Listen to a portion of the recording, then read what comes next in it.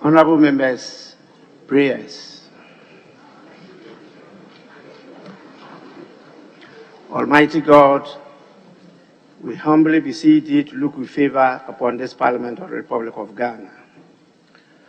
Grant that it may perform its high duty as in thy sight. Give divine guidance to the President of the Republic. Endow members of Parliament and ministers of state with discernment and vision, integrity and courage, that through the labors of government, this land and people may be well and truly served, and their good purposes for the common human life be realized in our midst. Amen.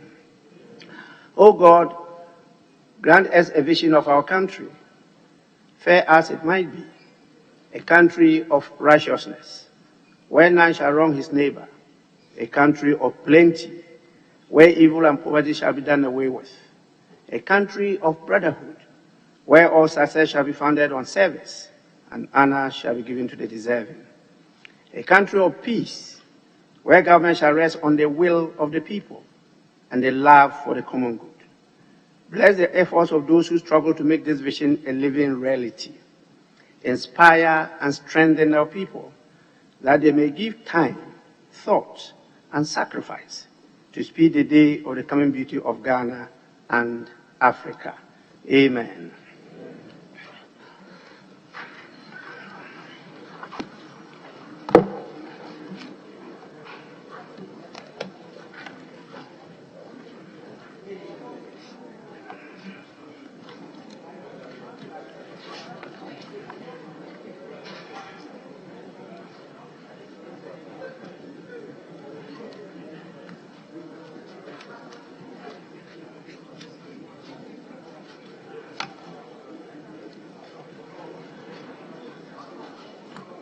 Honorable members, I received on your behalf 3 messages from His Excellency the President.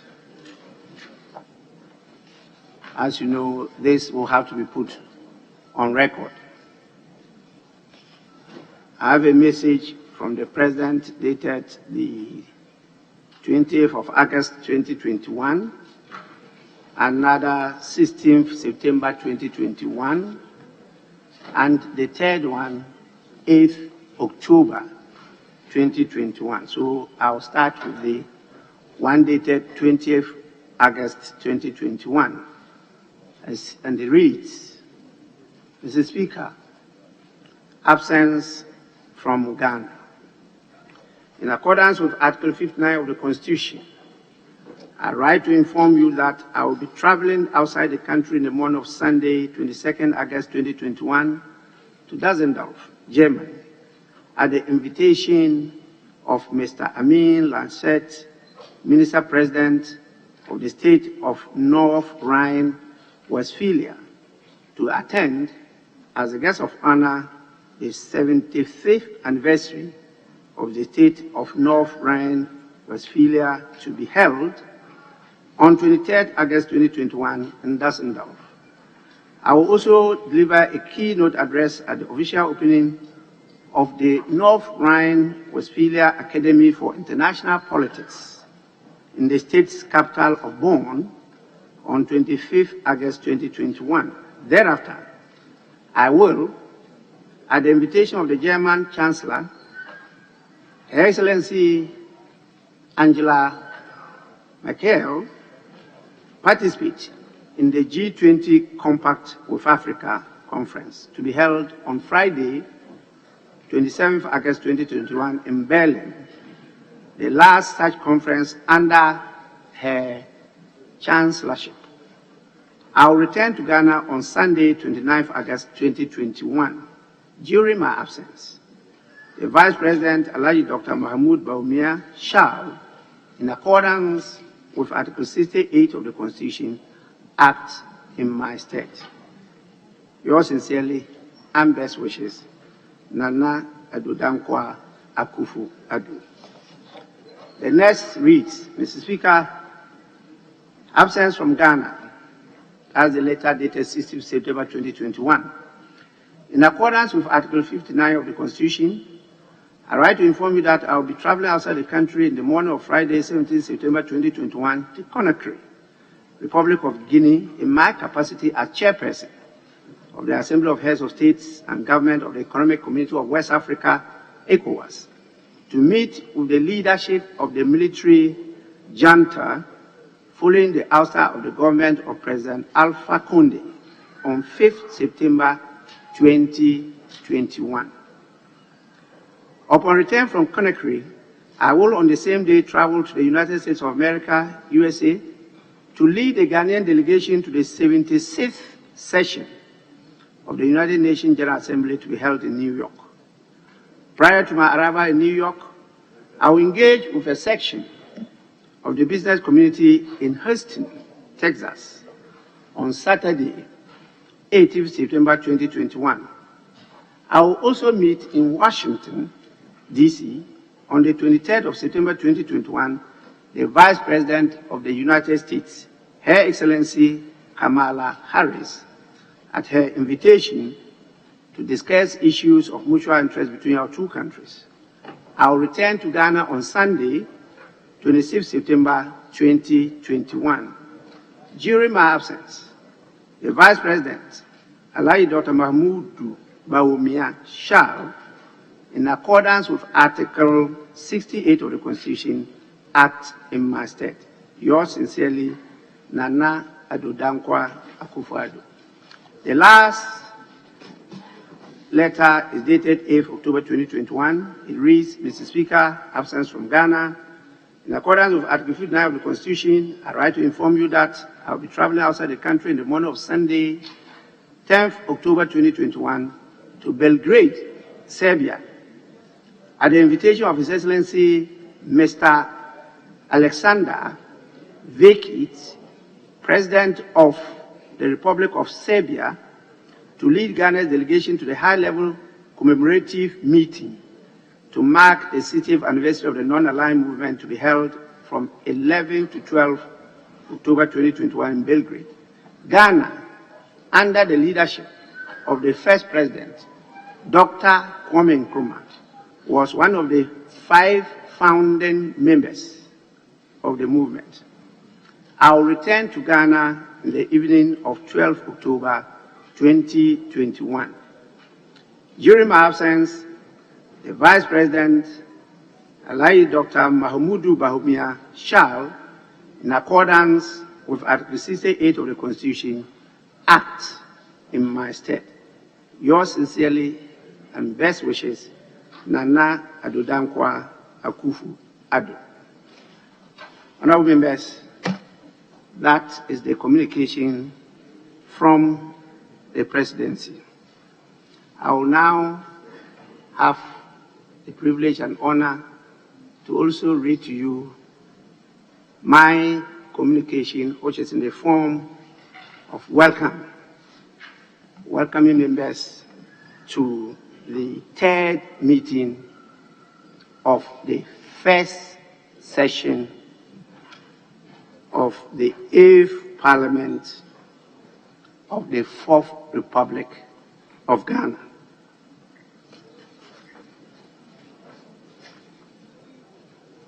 Honorable members, I have the honor and privilege once again to welcome you all back from the recess.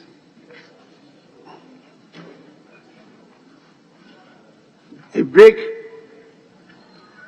from the regular plenary sessions to enable you focus on constituency and constituents' needs and concerns. It is not a vacation that many imagine. Recess is a period that members of parliament get the busiest in their respective constituencies, working around how to make life better for their constituents. As I look around today's chamber, I can say once again that members have responded positively to the call to return to duty at the plenary session.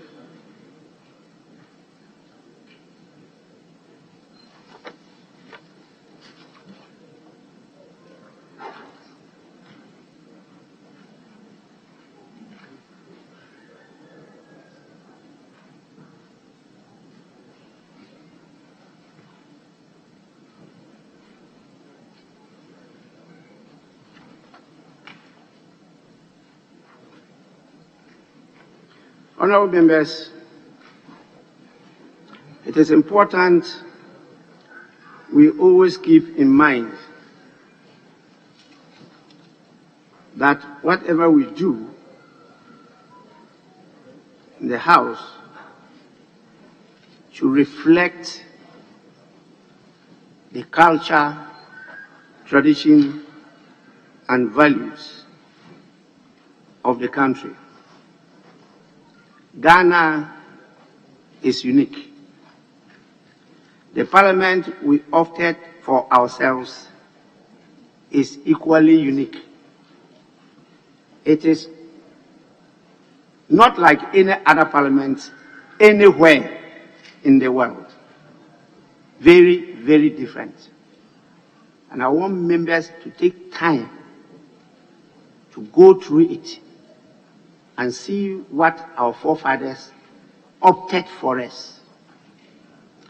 If we have any difficulty, we are the lawmakers. We can take advantage of our presence here to refine it to the type of parliament we want. But as it is now, our parliament is unlike any other parliament in the world.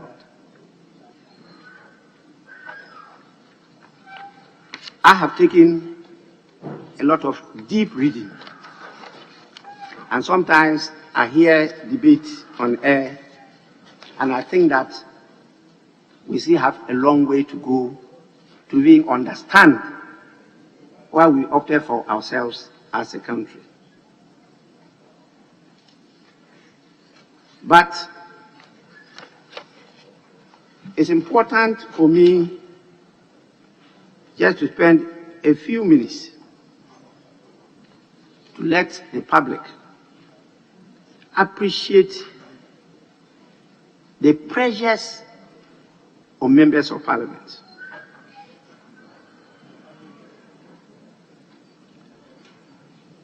I read, I listened, and I saw the efforts members made during the recess in their various constituencies.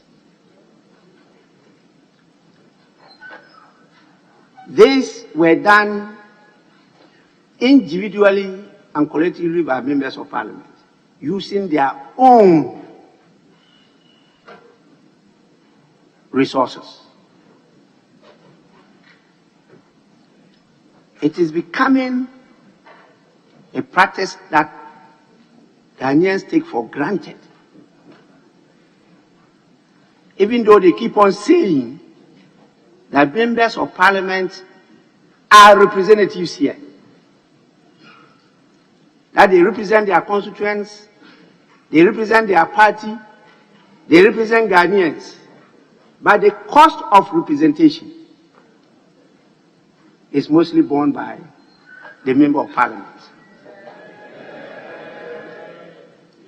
In spite of all those sacrifices, there are some perceptions with very clear evidence before them. They still have the perceptions that members of parliament are rich and this house is a place to make money. Meanwhile, all the former members of parliament are living with them. and they see them as comparative to the church mouse.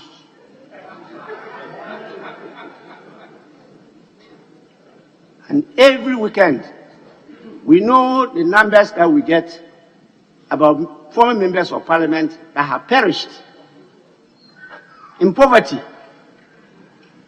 And there are a number of families in this country that have even refused to accept the bodies of former members of parliament because they think while they were in parliament, they did not help them. Yet there's a perception outside that parliament is a place to make money. Please, as a country, we have to rethink. We have to appreciate the efforts that members put in their work. We have to acknowledge and show gratitude. Without that, this country will go nowhere. The pressure of legislative work, the pressure of constituents, the pressure of the impossible is not something to toy with. I hope going through the processes that will maybe usher us into the next election in 2024, the various parties and stakeholders will take this into consideration. But here we are today to commence the second meeting, the third meeting of the first session of this EF Parliament. The last meeting, for some reason, did not end well. And so there was no opportunity for the Speaker and the leadership to make some comments and closing remarks. I will therefore take this opportunity to refer to a few things that we did for the records, because the Hansard is the official report of the House and people use it for research.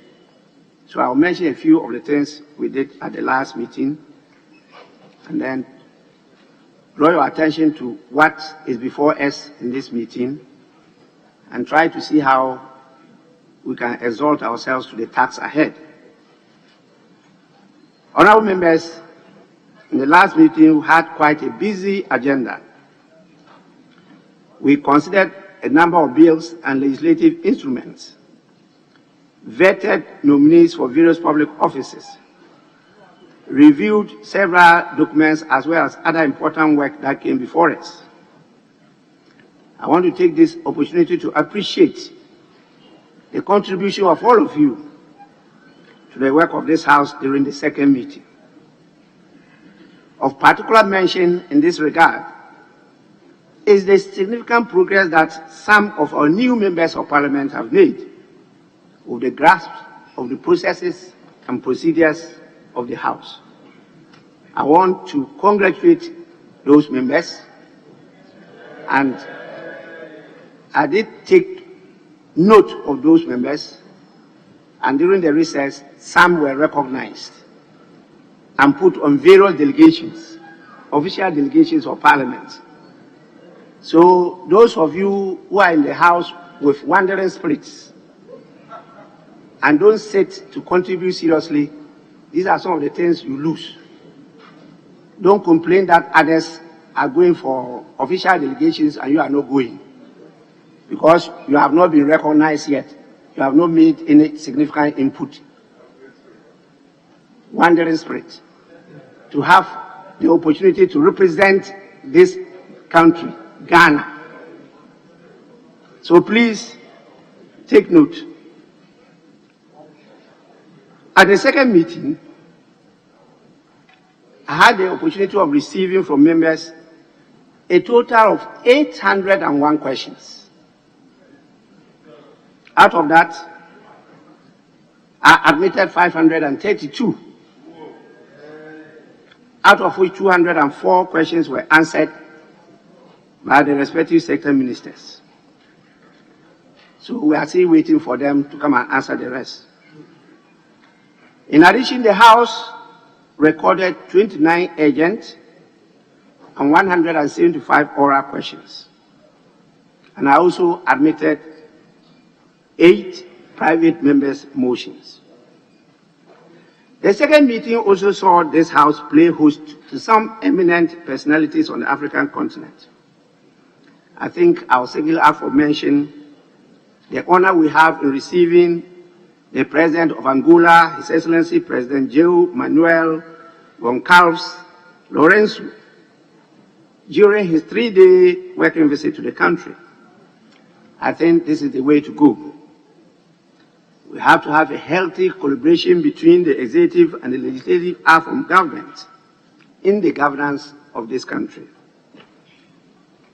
On behalf of the House and on my part, I want to thank His Excellency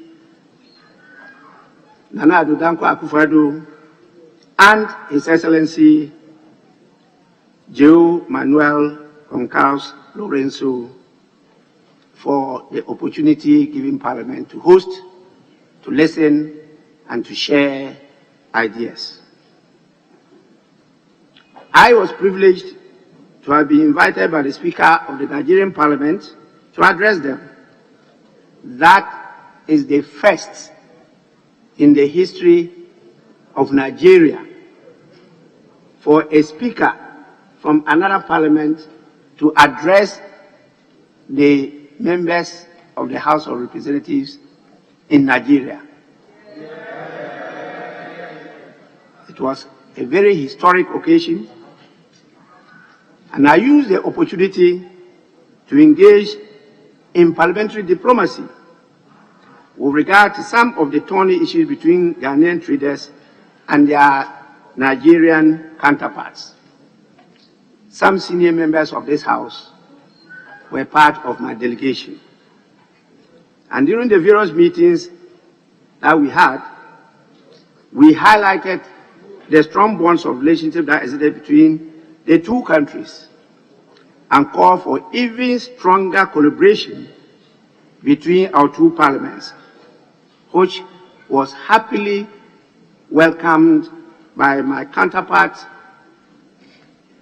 the Speaker of the House of Representatives of Nigeria. Talking about parliamentary diplomacy. The last meeting of this Parliament saw the inauguration of the Parliamentary Friendship Association. This recess gave a number of you the opportunity to engage with your counterparts in other parliaments and to build very important networks. I want to take this opportunity to urge members to actively get involved in the friendship associations they belong to. At least some members got in touch with me and even said the friendship associations have not yet been composed. Please, any friendship association that has not yet been composed, I want to call on members to do so immediately. You are losing a lot of opportunities in that regard.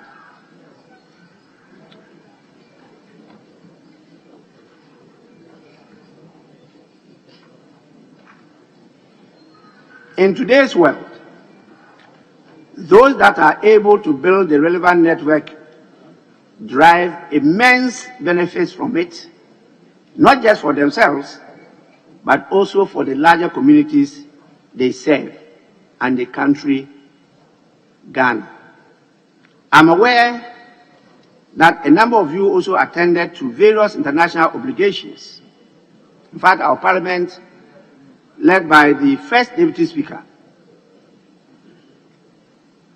my good friend and colleague, Honorable Joseph Osei-Osu, participated in the 5th World Conference of Speakers of Parliament, organized by the Interparliamentary Union in Vienna, Austria. I want to thank the First Deputy Speaker of the delegation for the excellent representation, and indeed all others who represented Ghana's parliament in various international events. Parliamentary democracy is a new and fast developing function of parliament and has indeed come to bridge a gap and to stay. The earlier it is given a place of pride in our parliament, the better it will be for the country's democracy and development. I now want to mention a few items on the agenda for this meeting. We have a tall agenda. The majority leader and leader of government business will be championing so much work before this House. But you all know that this House handles business beyond government business. We also have our business. We have constituency business and we have private members' business. So there's a lot to be done within these 2 months. But I want to take and make mention of just 3 important matters pending or to be presented to the House. The first, as you all know, is the bill that has been christened the LGBTQI+.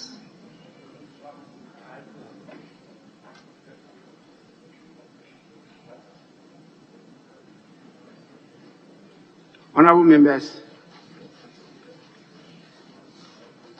the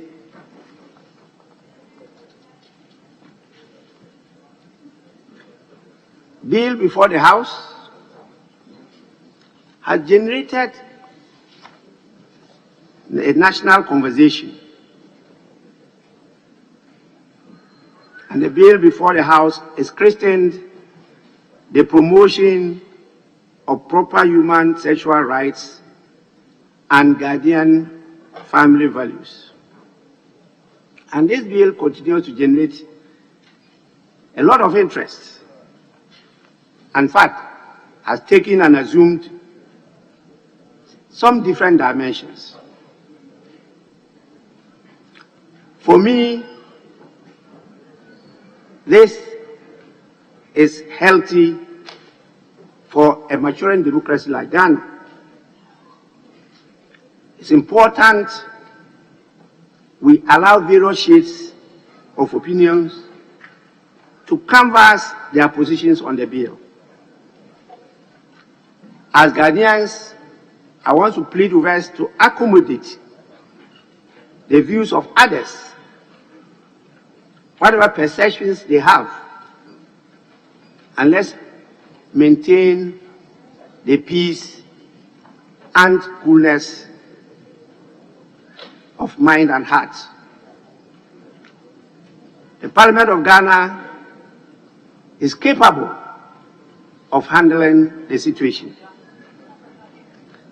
I will assure citizens of this country that we will create the enabling environment for all to put across their views. At the end of the day, the processes of the House will determine the outcome. And when that is done, I am very convinced that the law that will come out of all this, if any, will protect the culture and values of our people and the Ghanaian identity. It's a law, I believe, that will also take into consideration the human rights and freedoms that have been guaranteed under our Constitution. And it's a law that it will take into consideration the richness of the common sense, human decency, morality, fact, logic, and at the end of the day, it's a law that will bring and transform this country into something else. So please, let's allow, whether they are religious bodies, civil society, academia, or whatever, to participate in the deliberations of this House.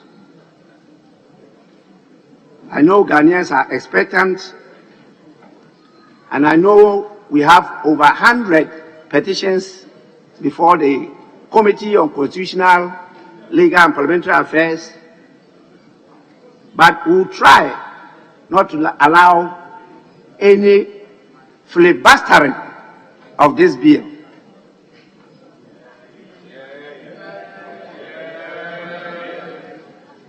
Because it's not only Africa, the whole world is looking for the outcome of this bill. And so we will not just allow people to come and try to delay the process. We'll make the process public, and I support what the majority leader said. The sitting of the committee will be public, and the decision of this House will be public. We will want to know where each member of Parliament stands.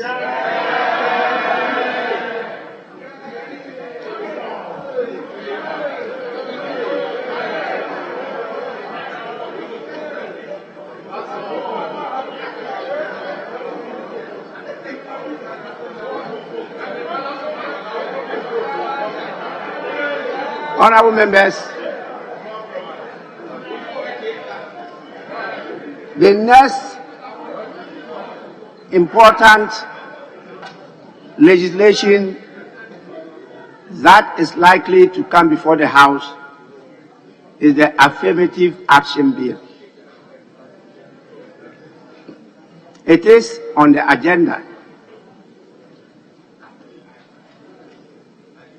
and it's a matter that Parliament has been patiently waiting for, because we prioritize and place high premium on issues of gender and women empowerment. I pray that the executive will present this early. If not, Parliament will be compelled to put pressure on the executive. It is our role to make the law. Because this is considered one of public policy, the initiative has to start with the executive. But whatever they bring to the House, we have to go through the whole process that they are passing through. So whatever they have now should be brought before the House. And we invite the other parties to come before us for us to go through it together. And so I call on the executive to expedite action on the Affirmative Action Bill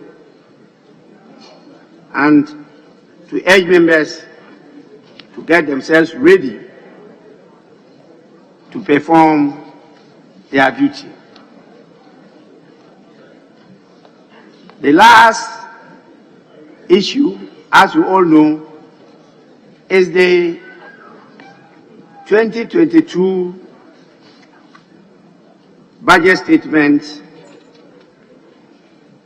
and financial policy of the government.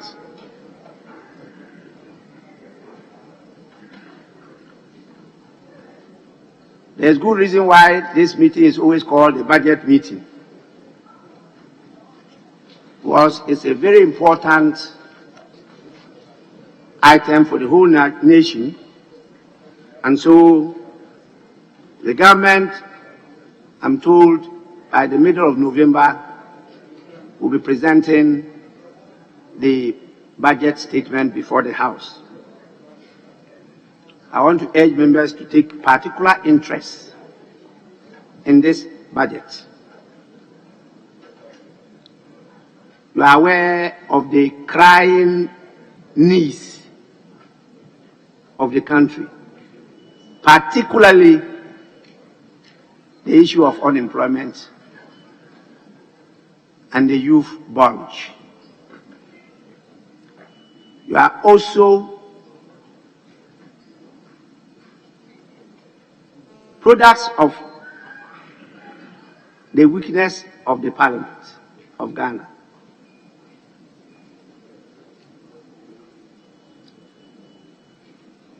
You have to take particular interest in those provisions. This is an area, particularly strengthening Parliament. I, as Speaker, I am not ready to compromise. Most of the weaknesses of our democracy can be traced to the weakness of the institution of Parliament in Ghana. We are lucky to have this type of Parliament today, and will not allow that opportunity to go to waste. We will utilize it and make sure that we strengthen Parliament and enable members and the institution to perform the mandate that has been granted by the Constitution and the people of Ghana. So I call on you to take particular interest in the 2022 budget statement. I will do same. And I will also do all we can to get the executive to understand that this is the way to go. Honorable members, it's important to also talk about working with the other stakeholders, particularly the executive. The global developments, including COVID-19 pandemic and the climate change, have changed parliaments all over the world. And you recall this was one of the key issues that were discussed at the Global Conference of Speakers at the conference I referred to in Vienna, Austria. I just referred to the challenges facing Parliament, the weakness of parliaments, particularly ours, and that there is no option than for us to do what we can to strengthen and build the capacity of the House to better exercise our mandate.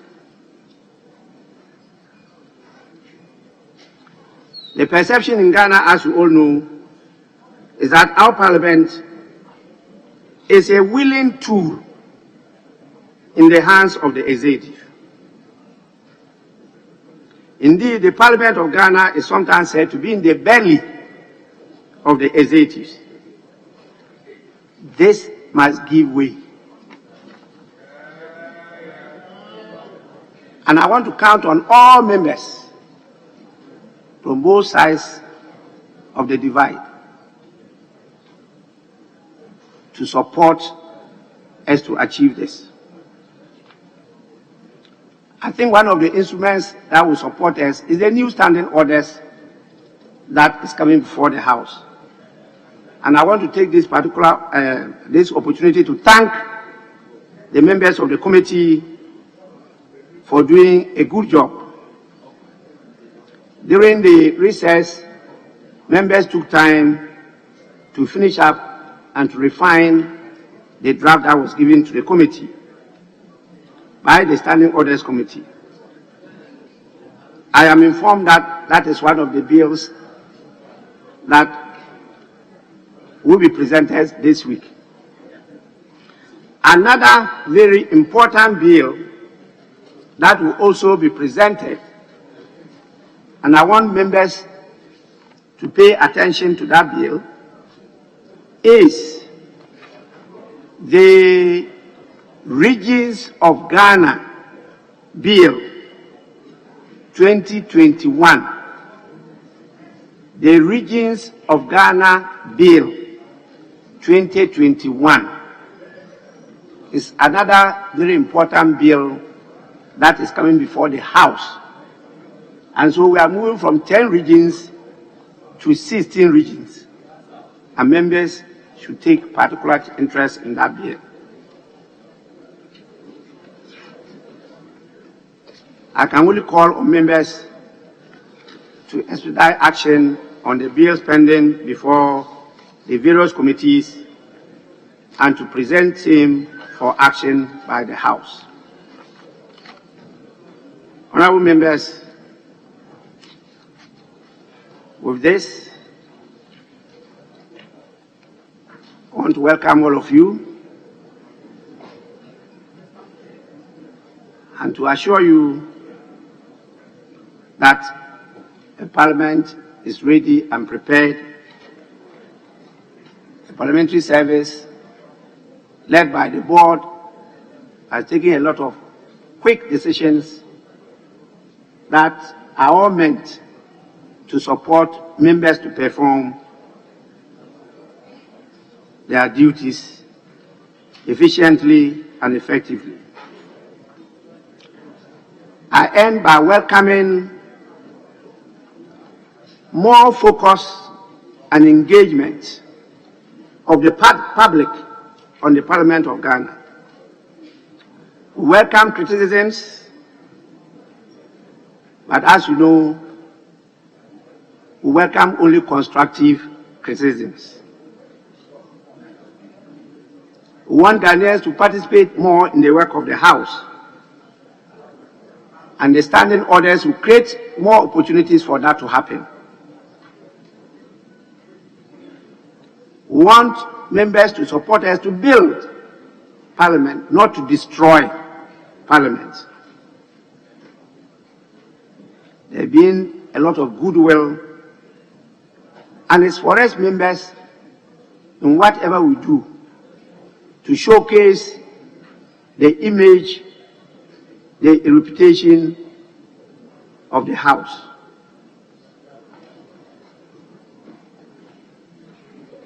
With this, you are all welcome to the third meeting of the first session of the 8th Parliament of the 4th Republic of Ghana. I thank you so much for your attention. I'll give opportunity to the leaders to have their bite for and on behalf of their loyal troops. I think we'll start with the Minority Leader, Honorable Haruna Idrisu.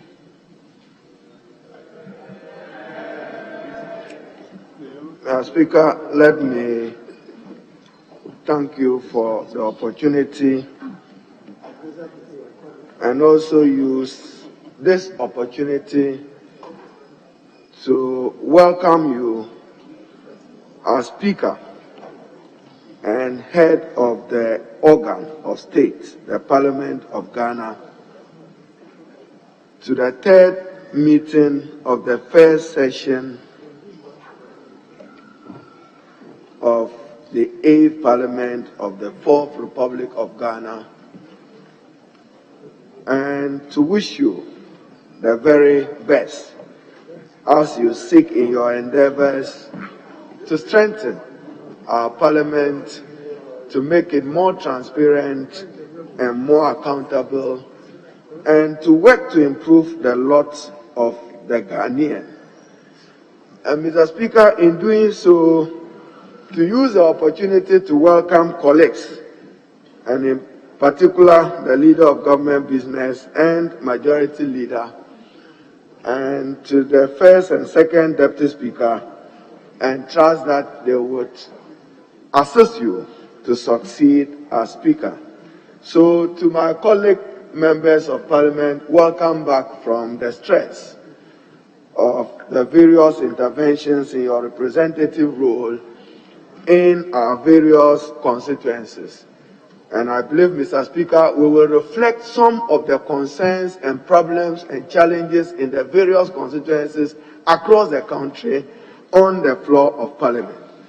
But, Mr. Speaker, in doing so, there are a number of urgent matters of public interest and public concern. For instance, Mr. Speaker, the District Assembly Common Fund, which is a constitutional requirement under Article 252 of the 1992 Constitution, which requires that monies to the District Assembly Common Fund, Mr. Speaker, I'm quoting from Article 252, are paid by quarterly installments. And Mr. Speaker, as we speak, the Common Fund Secretariat has not released monies to MMDAs since the third quarter of 2020. I repeat it, third quarter of 2020. Not 2021. Yet we are told the economy is doing well when you are paralyzing the functionality of our decentralized local government system by the non-releases to the District Assembly Common Fund. And Mr. Speaker, this is a matter that the Minister for Local Government and the Minister of Finance, probably if it is above them, the President must ensure that he is not in breach of Article 252 of the Constitution. Mr. Speaker, I received on your behalf, because at the time the leader was chairing the meeting, a petition from law students. And Mr. Speaker, there is an urgent call on this House, if the executive is failing in that respect, for us to have a legal education reform commission in Ghana to look at the future of legal education in Ghana and to make appropriate recommendation for the expansion of access to quality legal education by desirous and deserving Ghanaian students who want to be trained as lawyers and paralegals and to have an opportunity to deal with it. Mr. Speaker, whilst at it, I'm sure in welcoming us back, I want to take opportunity to congratulate my colleague, the Honorable Osaichi Mensah Bonsu, on his elevation to the high office of Vice Chair of the CPA, the Commonwealth Parliamentary Association.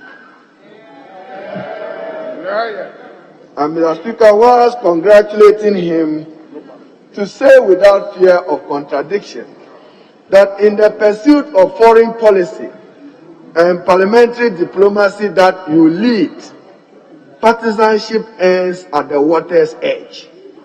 And I announce with pride that it took me a second to consult with our able clerk, Cyril Nsia and Camilo Puaman, to constitute what became a Ghana campaign group to ensure that the Honorable Osaichi Mensah survived. Indeed, Mr. Speaker, he should have even gone unopposed. But for the machinations of democracy with time, when somebody's GMT became another person's country time, he had to go through. Mr. Speaker, I cannot be congratulating him without recognizing the role of the Right Honorable Justin B.N. Muturu, the Speaker of the House of Representatives of Kenya, Honorable Dr. Makali Mulu, who represents the East Africa CPA, and the Honorable Solomon Lechesa Chinole. They were very supportive of the Ghanaian support for the Honorable Osaichi Mensah. Mr. Speaker, we have also just witnessed election and approval of MMDCs across the country. And Mr. Speaker, we again witness an unacceptable dosage of police excesses in some areas in the country. Unacceptable use of the police again in elections. And Mr. Speaker, we saw in the Cape Coast Metropolitan Assembly 77 votes after 63 assembly members took part in the process. Mr. Speaker, it's worth examining.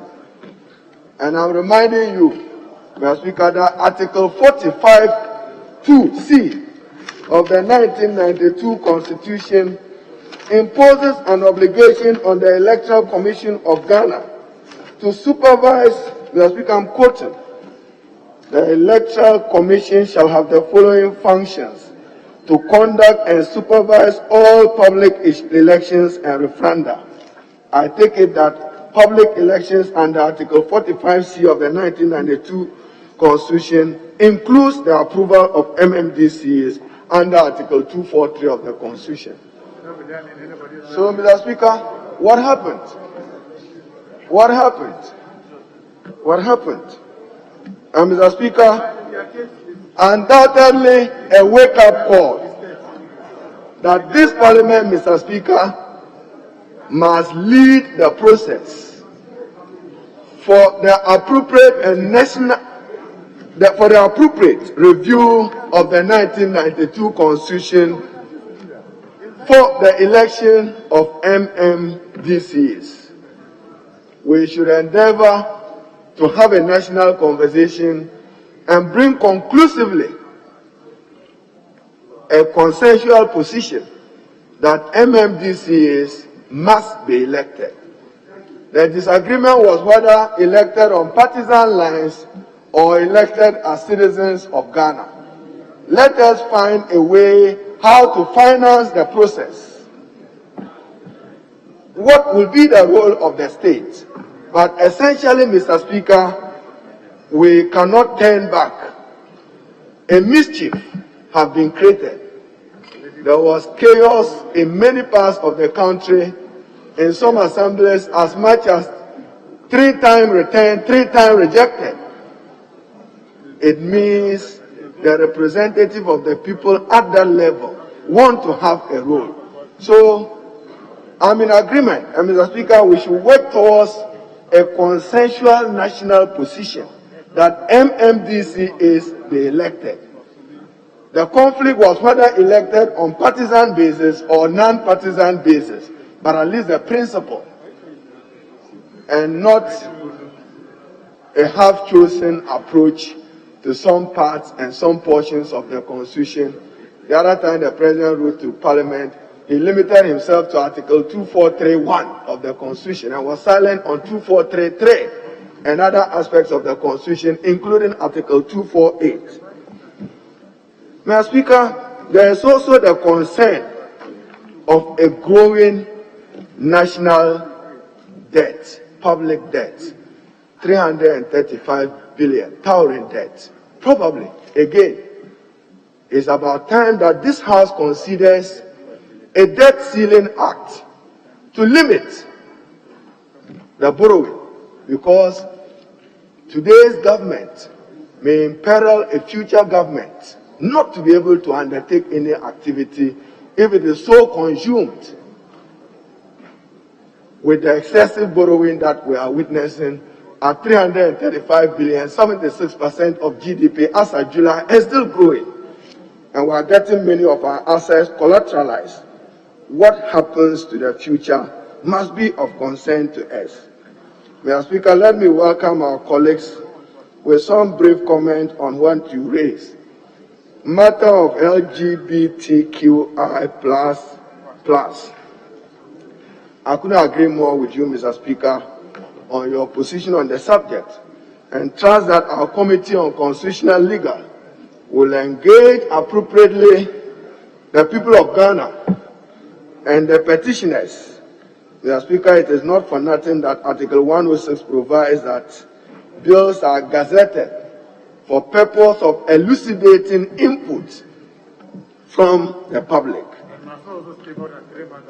And it should not stay per outstanding orders more than 3 months within the committee. We expect the Committee of Constitutional Legal to lead Parliament living up to that litmus test of an anti-LGBTQI legislation and nothing more. One that reflects our values, our morality, and the wishes of the generality of our society.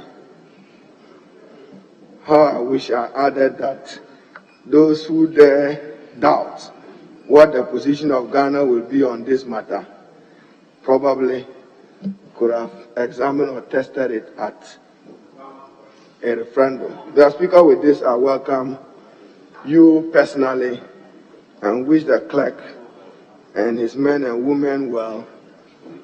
And to the majority leader, you are not only vice chair, you would also be representing us at the coordinating committee. I understand that you were there with Mr. Speaker in his previous role and capacity, just as the two of you shared majority, minority leaders. And Mr. Speaker, it is with pride that Ghana stands tall at the CPA, and my colleague, the leader, has done pretty well. I represent Ghana, as I've said, and when we get there, partisanship ends at the water's edge.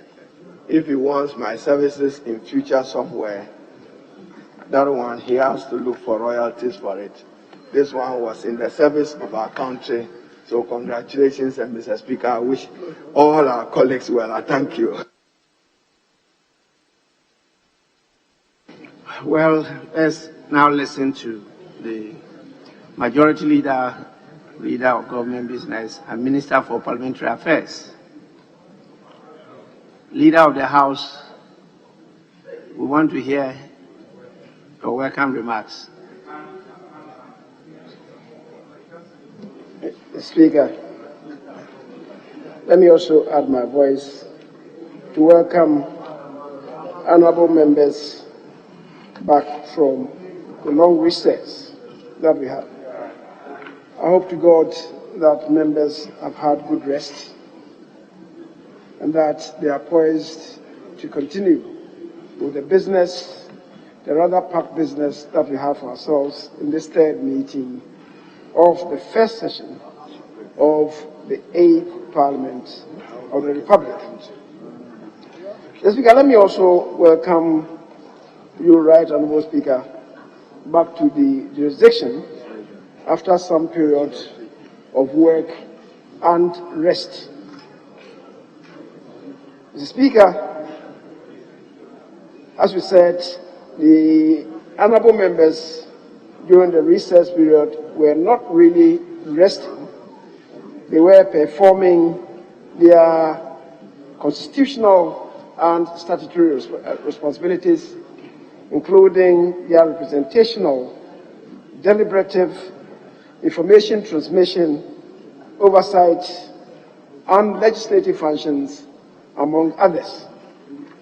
Mr. Speaker, I hope that, notwithstanding these peculiar responsibilities, members have returned a bit more refreshed to enable us to undertake the business before us for this meeting.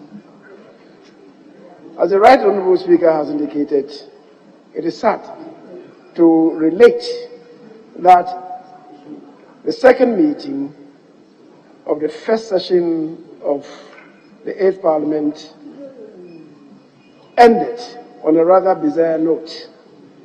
For that reason, the leaders were not able to make our closing remarks. Speaker, in that regard, perhaps it may become worthy to present the remarks or seem to be captured in the Hansard of today. I hope and pray that such an occasion does not have further procreation in the history of the Parliament of Ghana. The Speaker, certainly it is not anything that any of us can raise our heads to and beat our chests to say that Parliament performed well on that occasion. Mr. Speaker, this meeting is programmed to be a very hectic one. There are many bills that are going to be submitted to the House. In total, we have 58 bills that are advertised, and that excludes the bills before the House already. And that is the private members' bills, Mr. Speaker, the 3 private members' bills that you related to. I do know that some of them really are indicative bills, and it is to enable the various sponsoring ministers to engage the committees, the relevant committees, on the subject matter of the bills, so that into the next meeting, some good preparatory works would have been done, so that when they are introduced in the House, you have smooth passage in the House. Mr. Speaker, the Parliament of Ghana, in respect of the promotion of proper human social rights and Ghanaian Family Values Bill 2021, as I indicated in some interviews before the House resumed, the Parliament of Ghana will do what is appropriate. After all, we are representatives of the good people of this country. The bill is before the appropriate committee, who have to digest and pour through the plethora of documents and memoranda submitted and listen to the sponsors of the bill in order to prepare and submit a credible report to this House. Mr. Speaker, the committee may decide to sit in public, and I believe that if the leadership of the committee decides to sit in public, the leadership of the House certainly would facilitate their sitting in public, just so that everybody will get to know what they are doing. Mr. Speaker, the major decision that is taken when a bill comes before this House is at the second reading, where the sponsors of the bill move the motion for the second reading, and the committee that would have considered that bill will come with their report. The Speaker, it relates to the principles and policy, and that is where the major decision on any bill is taken. It is rather unfortunate that on holidays it was made to appear as if when bills come before this House, there is a cabal that meets somewhere in camera and decide on the fate of a bill. That certainly is not anything that has ever happened in this House. Every bill is considered first at the committee level before it gets submitted to plenary. And it's never happened that the consideration of any bill is being in camera. So, Mr. Speaker, when people begin to talk to that issue, that, let there be sunshine on the consideration of the bill, I wonder what people are talking about. Because the consideration of every bill is here in plenary. The TV cameras are here. They have always been here. So for people who raise issues and make it appear as if we consider saying in some quiet place outside the chamber and then nobody sees what goes on, Mr. Speaker, really, an unfortunate picture is painted outside.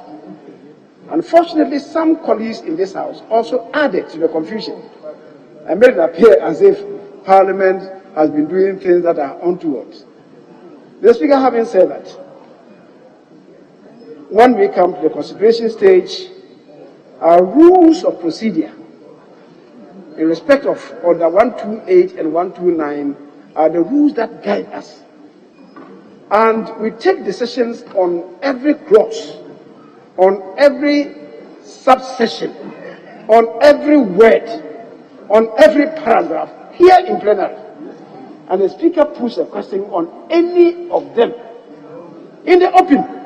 It's never happened in secret. Let nobody go outside there and paint a picture that, some bills are treated in secrecy. Ben, is that the case or not the case? That's what we're here for. Mr. Speaker, I have been saying that with the exit of some of our colleagues, Banda, Yilechire, Fuseini, Shaibu, Parliament really is going to enter a period of turbulence a bit in the consideration of bills. And that is why I'm urging.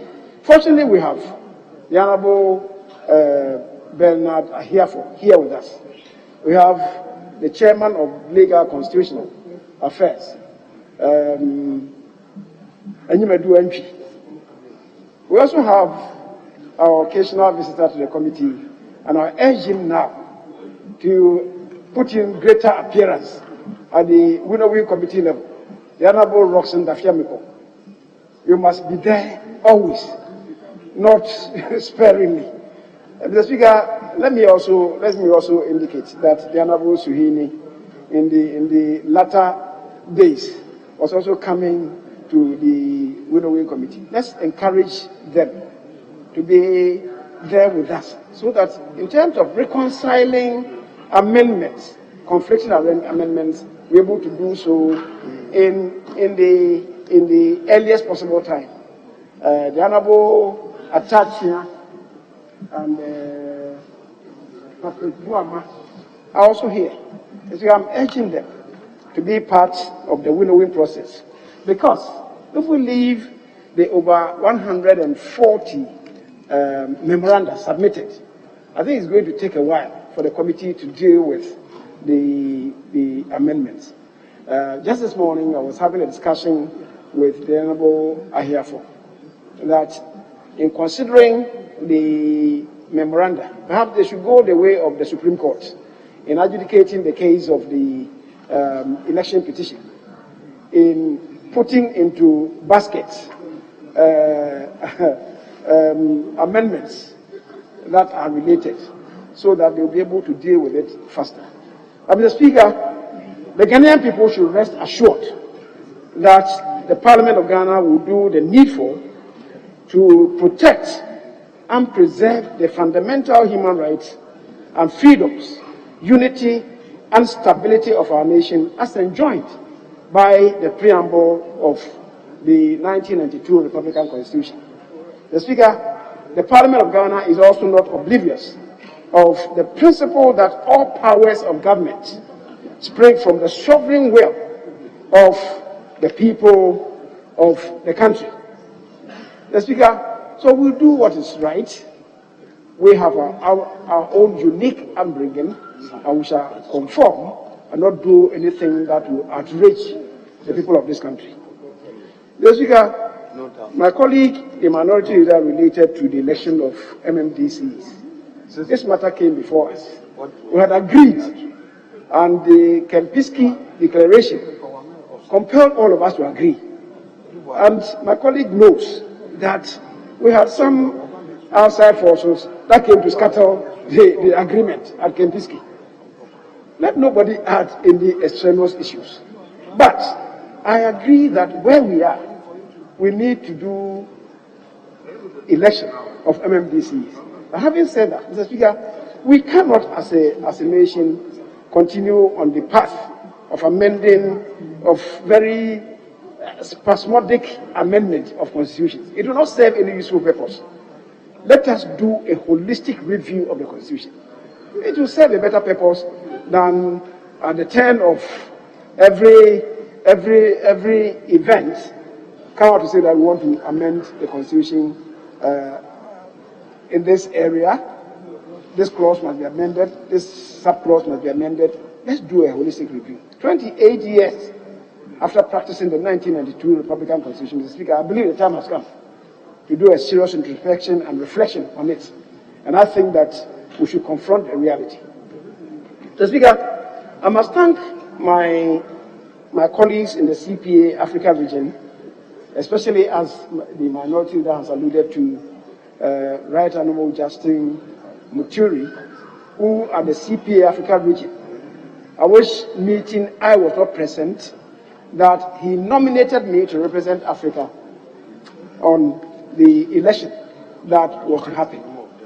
And indeed, Mr. Speaker, it tells the appreciation of the work that the members of parliament from Ghana do at the level of CPA Africa region.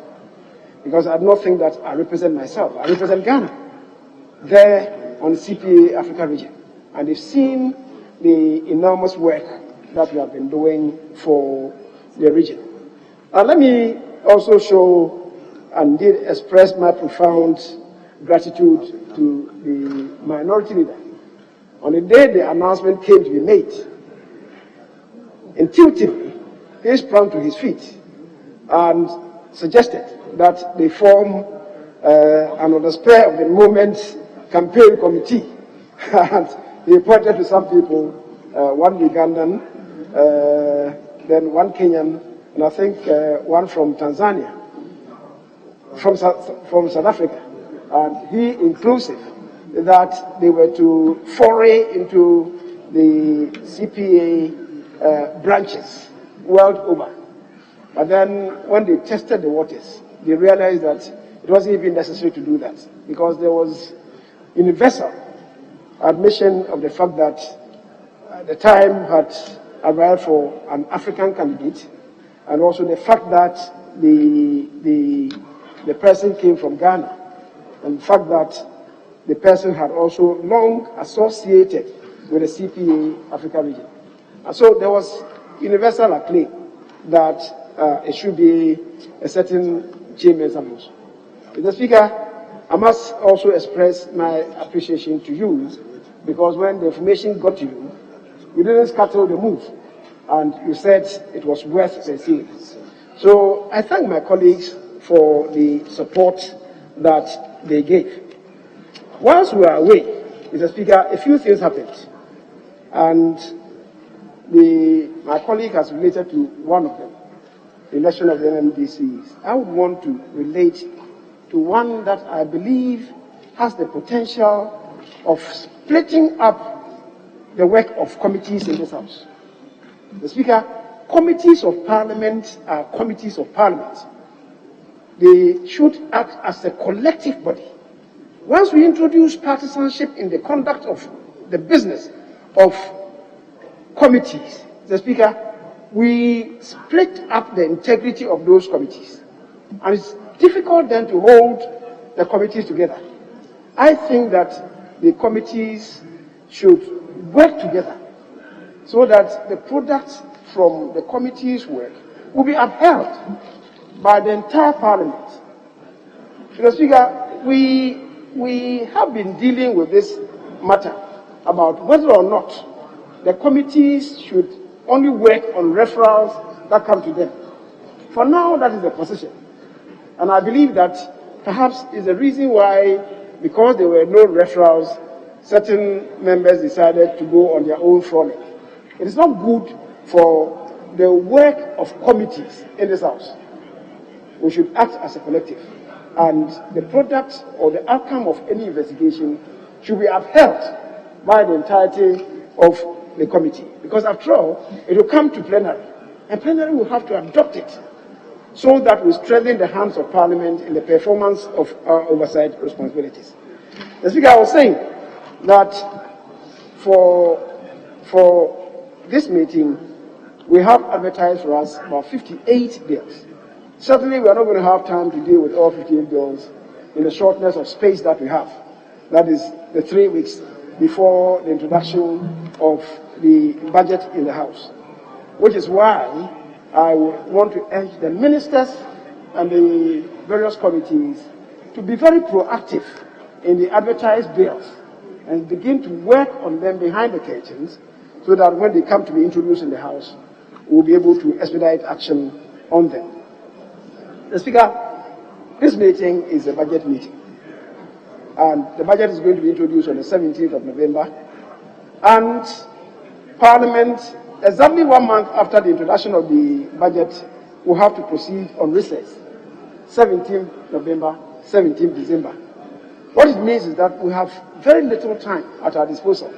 Mr. Speaker, as you do know, ideally, a Parliament should spend about 8 weeks in interrogating budgets.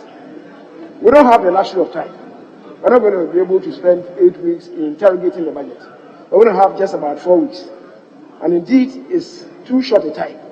And that is why I would again entreat the committees to act in conjunction with their sector ministers very proactively to deal with the allocations as early as possible, not just rubber stamp, very diligent scrutiny of the allocations, so that when we come to the passage of the appropriations on the 17th of December, the Speaker, we can tell ourselves that we have done justice to the referral before us. Mr. Speaker, let me end on the note that whilst we were on holidays, the nation lost the mother of the Vice President. The final Adua held last Sunday, the 24th of October, and many MPs, both majority and minority, were there to mourn with the Vice President. May her soul, the soul of the departed mother of the Vice President, rest in perfect peace. Again, during the period of adjournment, the nation lost one of our most prolific high-life musicians, Nana Kwame Mpedu. He has paid his dues as a musician and contributed in recreating Ghanaian high-life music. May the Almighty God grant the latter-day evangelist good rest. Mr. Speaker, let me call on our collaborators, the clerk and his staff, and the media persons, given the shortness of space that we have, to be very responsive and cooperative to enable the good people of this country know the charge of Parliament between now and December 17th, when we shall adjourn. Mr. Speaker, I almost forgot to mention the untimely transition of our former colleague, the Honorable Kofi Adda, who transitioned just about, I think about a week or so ago. I believe the family will come to inform us about arrangements. Mr. Speaker, the paradox of it was that he was part of the planning group or the funeral of the mother of the Vice President. And before the Adua could hold, he transitioned. Mr. Speaker, my attention once again is also drawn to the untimely demise of a former colleague, a very long-serving member of this House, the Honorable Gershom Bediame. I believe the family would also accordingly inform us in the fullness of time when the funeral is going to hold. And I will plead that when we get to know, members would attend these events in our numbers, COVID or no COVID. That's because we should show appreciation and recognition to our colleagues. I thank you once again, Mr. Speaker, for the opportunity granted. Thank you, colleagues. Yes, honorable members, I can only thank the leaders for their welcome remarks, and particularly for drawing my attention to a number of issues.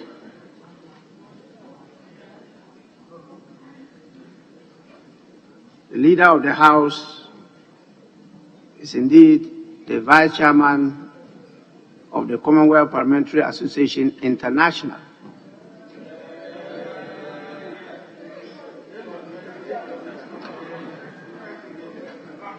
That is quite an important position that Ghana has assumed.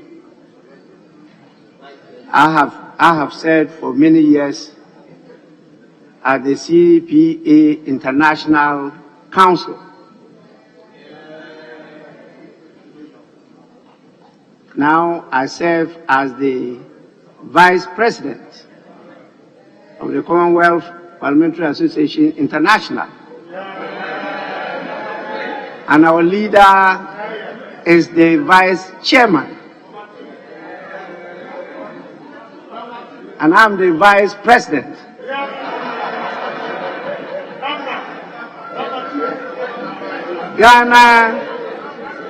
Ghana is to host. Ghana is to host the Commonwealth Parliamentary Association International Conference in 2023. We'll be holding those positions, and we need to showcase this special democracy that we have developed in Ghana. We are ahead of many countries. There's still a lot to be done anyway, but please, we are taking steps to make sure that Ghana is well bucketed in 2023. So members should come on board and let's move together. Honorable members, it's important I raise this issue. You all know how petitions are presented to the House. It's in our standing orders.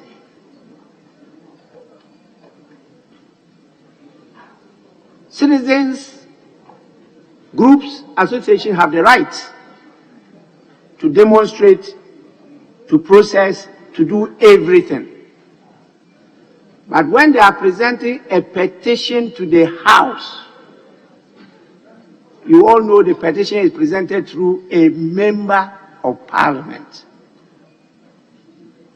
And it is laid on the table of the House.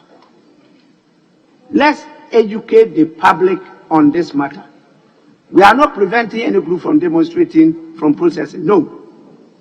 But when they want the petition to be properly processed through the House, it is passed through a member of Parliament who will lay that petition at the table of the clerk. Then it is referred to the appropriate committee to work on and report to the House. Let's get that across. If not, it creates a lot of problems. Petitions are brought here, and after the politics, that is the end. It shouldn't be the case. Again, members must take note. When you are giving a position, there is no position without a code of conduct.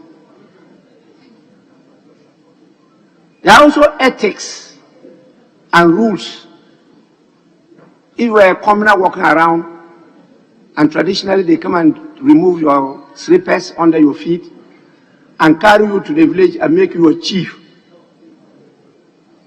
everything changes. You can no longer behave like you used to behave. Members of Parliament must take note. We will be referring a number of you to the Privileges Committee when you continue the conduct I've seen on TV in your constituencies.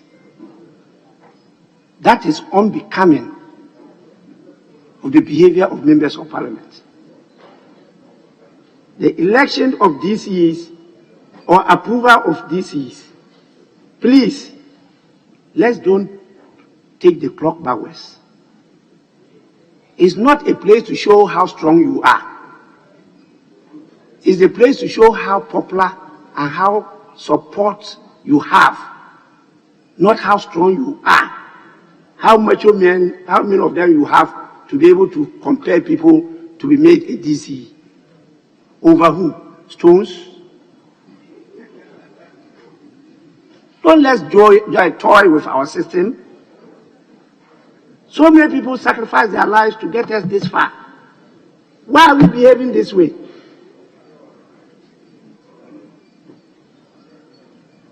Don't be part of that. I am ending with a call on sector ministers to have pre-budget meetings with their committees. We don't have much time when the budget is laid. And take note, we will not allow any minister to come here and show powers that they don't have. We will hold you. We will hold you to account, your stewardship. That is not only talking about money. When we are talking about accountability, we are not talking about only financial accountability. No. Even your conduct is part of it. And so you're going to have a different parliament, not the parliament that you know. Things are going to change for the better, not the worse. And I expect you to collaborate, cooperate, and work with us in this house. With this, you are once again welcome, and I'll give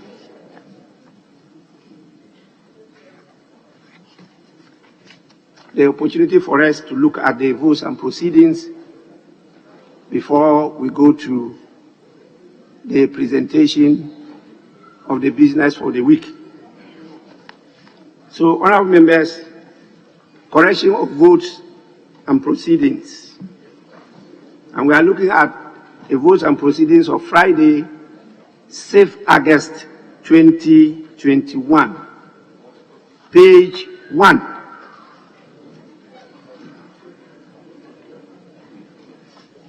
Page 2.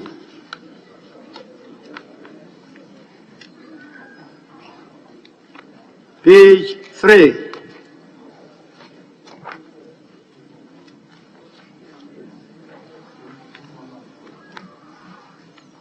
Page 4. Page 5.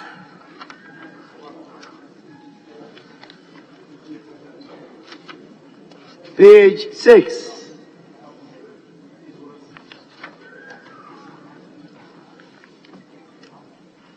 Page 7.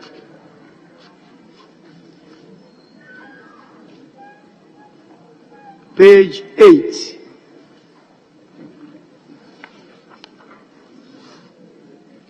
Page 9.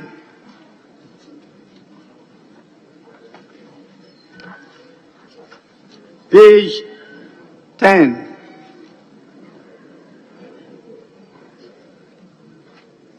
Page 11.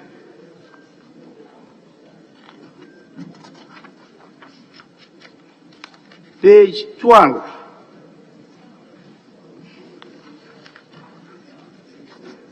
Page 13.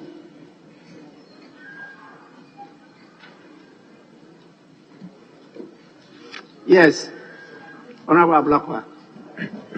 Right, Honourable Speaker, I'm grateful. Right, Honourable Speaker, the second paragraph at page 13, the motion was moved and seconded by the Honourable Member for Second D, Mr. Joe Kofi Ejapa-Mensah. He's also the Deputy Minister for Energy, so if it can be added to make it complete. Well, table office, you are being called upon to add his position, the Deputy Minister for Energy. It was actually moved by Honorable Samuel Atachia. Yes. Page. Yes, please. Thank you, Right Honourable Speaker. My apologies, I'm going back to page 9. The street name for question 208, V, is Farrar, not Farrar. F-A-R-R-A-R, not F-A-R-A. You said page what?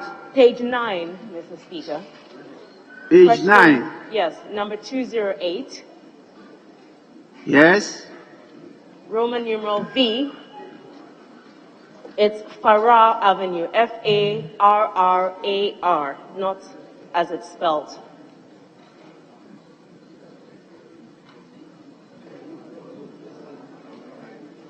Farrar.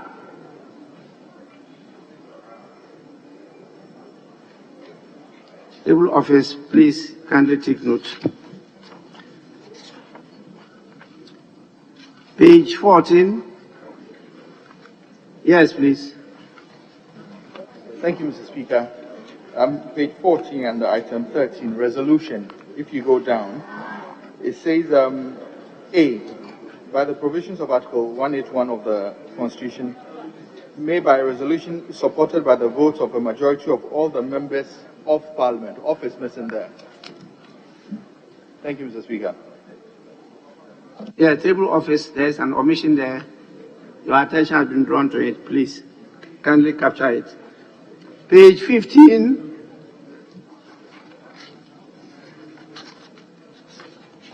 Page 16.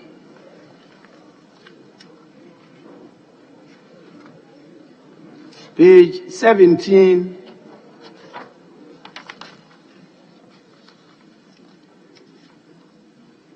Page 18.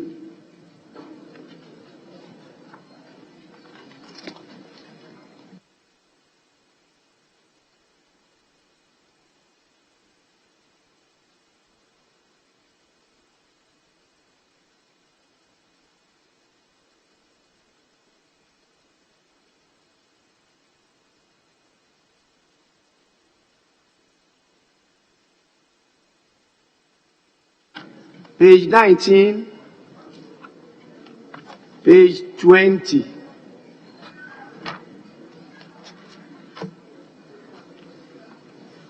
page 21,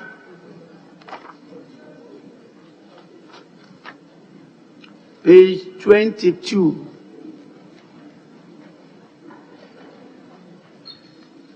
page 23,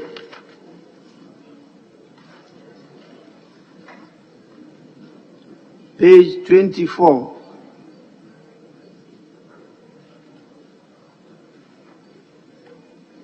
page 25,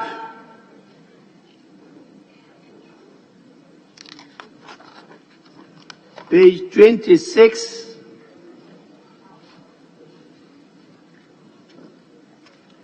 page 27,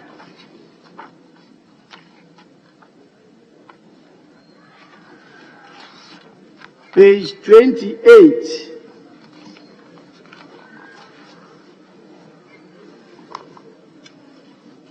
page 29, page 30, page 31, page 32,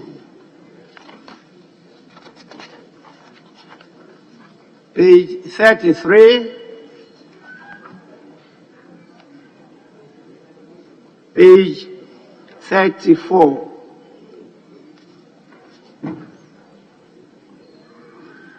page 35,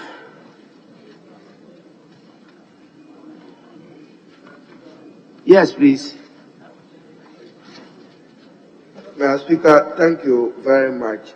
I'm not too sure, but just for table to cross-check, when you say clause 21, minister means that minister assigned responsibility for an emerging crisis. Emerging crisis. Page what? Page 35, where you are. Page 35. They should just take note and go back. Clause 21. 21. The minister responsible for an emerging crisis. Emerging crisis. Page 35. I'm not too sure, but just they should go back to the record and see what we defined that day as the minister to be responsible. I have a difficulty with the emerging crisis, but as I said, table should go back to their record to be sure. Thank you, Mr. Speaker. Yes, the Honorable Minority Leader referring to the clause 21 where they say add the following new definition. And the definition says minister means the minister assigned responsibility for an emerging crisis. So just cross-check to know the decision of the House. Page 36. Page 37. Page 38. Page 39. Page 38. Yeah, page 38. I would ignore that I was one of the sponsors of the oath. But you see, when we get to the oath in page 38, it reads to be sworn before the minister or such other person as the president may designate. Now, Mr. Speaker, if you come to the Constitution, the official oath, the provision as in is in the Constitution, which was our argument that day on the floor here, that let the oath which was submitted in the bill reflect what is in the Constitution. It reads to be sworn before the president or such other person as the president may designate. That is what the Constitution provides. So you can't go and turn the words to be done before the minister. That is inappropriate. Thank you, Mr. Speaker. Yeah, table office, just take note, cross-check on that. What was the decision of the House? If there's a need for us to go back to that decision, we'll go back through the proper door and get it reviewed. Page 39. Page 40. Page 41. Page 40, sorry.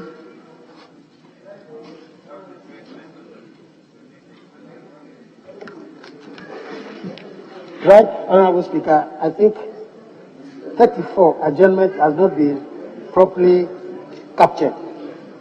Page what? Page 40, number 34. Yes. The adjournment has not been properly captured.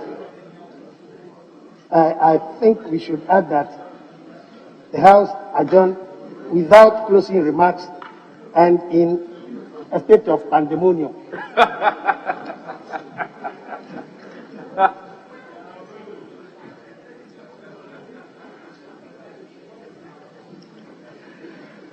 This one you added, what has that got to do with adjournment? No. These are things that happened. This happened before adjournment, and they have nothing to do with adjournment. The topic is adjournment. Okay? If you are saying that that should be captured as something that happened, you see, you want it captured as part of the votes and proceedings. Yes, but not as part of adjournment. Are we together? I will urge the table office to consider whether that qualifies to be part of votes and proceedings. If it does, it will be included. If not, because our standing orders are clear as to what should be captured as part of votes and proceedings. Page 41. Page 42.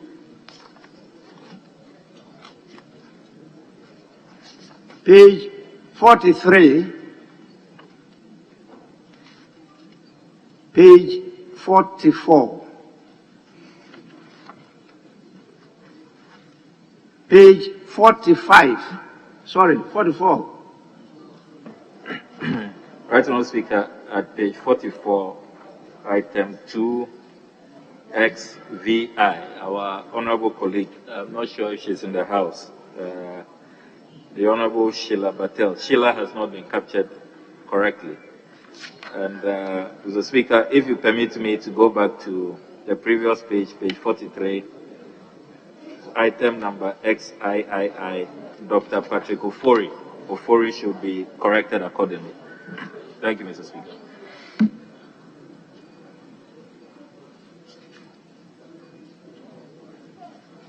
Yes, table office, kindly take note.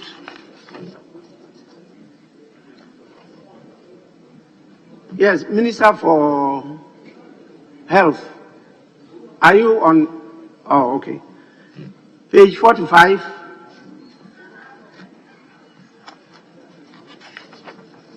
Page 46.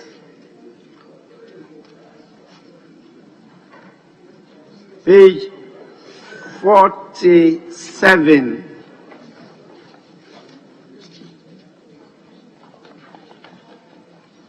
Honorable members, since there are no further corrections,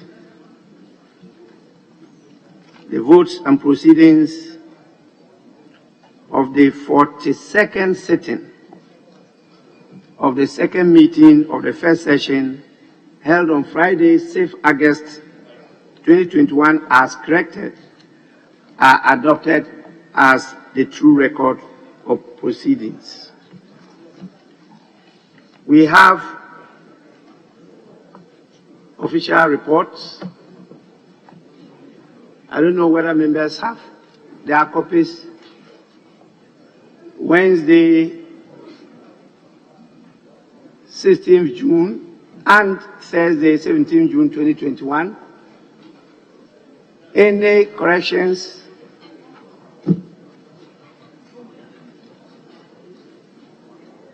Yes?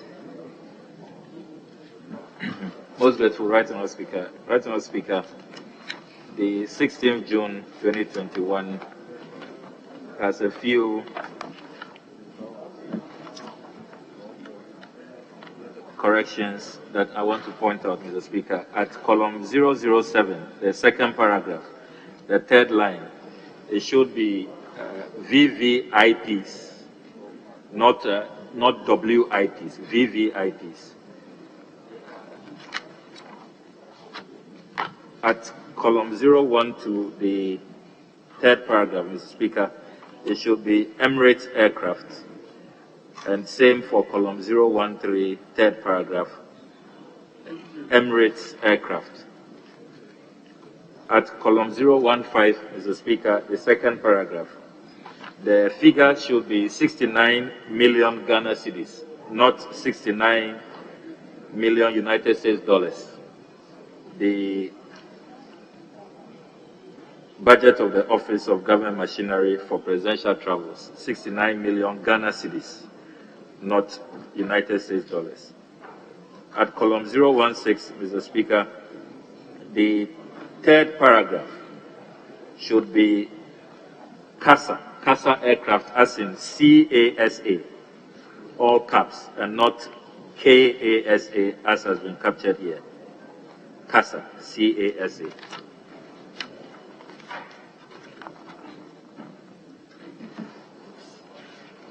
Well, Mr. Speaker, that should be it for the 16th June. Table office, please take note of the corrections. Honorable members, the official reports of Wednesday, 16 June 2021 and Thursday, 17 June 2021 are hereby adopted as the true record of proceedings, together with the corrections that have just been made. With this, we move on to the next item, and that will be presentation of the business statement for the first week of this meeting.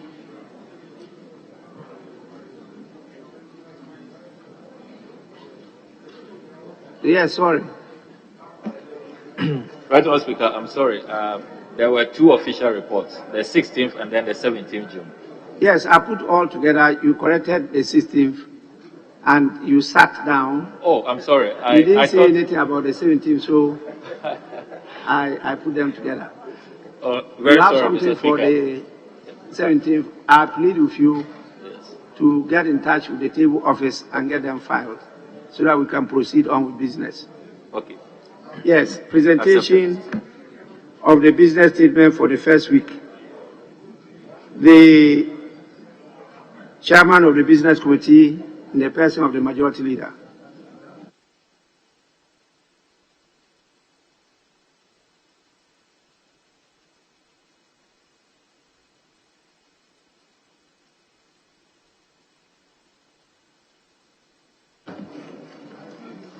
Right Honourable Speaker, the Business Committee met yesterday, Monday, the 25th of October, 2021, and arranged business of the House for the first week ending Friday, the 29th of October, 2021. Accordingly, Mr. Speaker, the committee submits its report as follows. Speaker, you may read any available communication to the House, as you did this morning. And, Speaker, taking cognizance that the Business Committee met only yesterday to program business for this week, it would be impractical to schedule ministers to respond to questions at such short notice. Ministers of State would, however, be scheduled in subsequent weeks to respond to questions as during the subsequent meetings relating to their respective ministries. Mr. Speaker, pursuant to Order 70 Sub 2, ministers of state may be permitted to make statements of government policy. The statements duly admitted by you, Mr. Speaker, may be made in the House by honourable members in accordance with Order 72. The Speaker, bills may be presented to the House first reading in accordance with Order 120. However, those of urgent nature may be taken through the various stages in one day in accordance with Order 119. Pursuant to Order 75, papers for presentation to the House may be placed on the order paper for laying. The committee reports may also be presented to the House for consideration. The Speaker,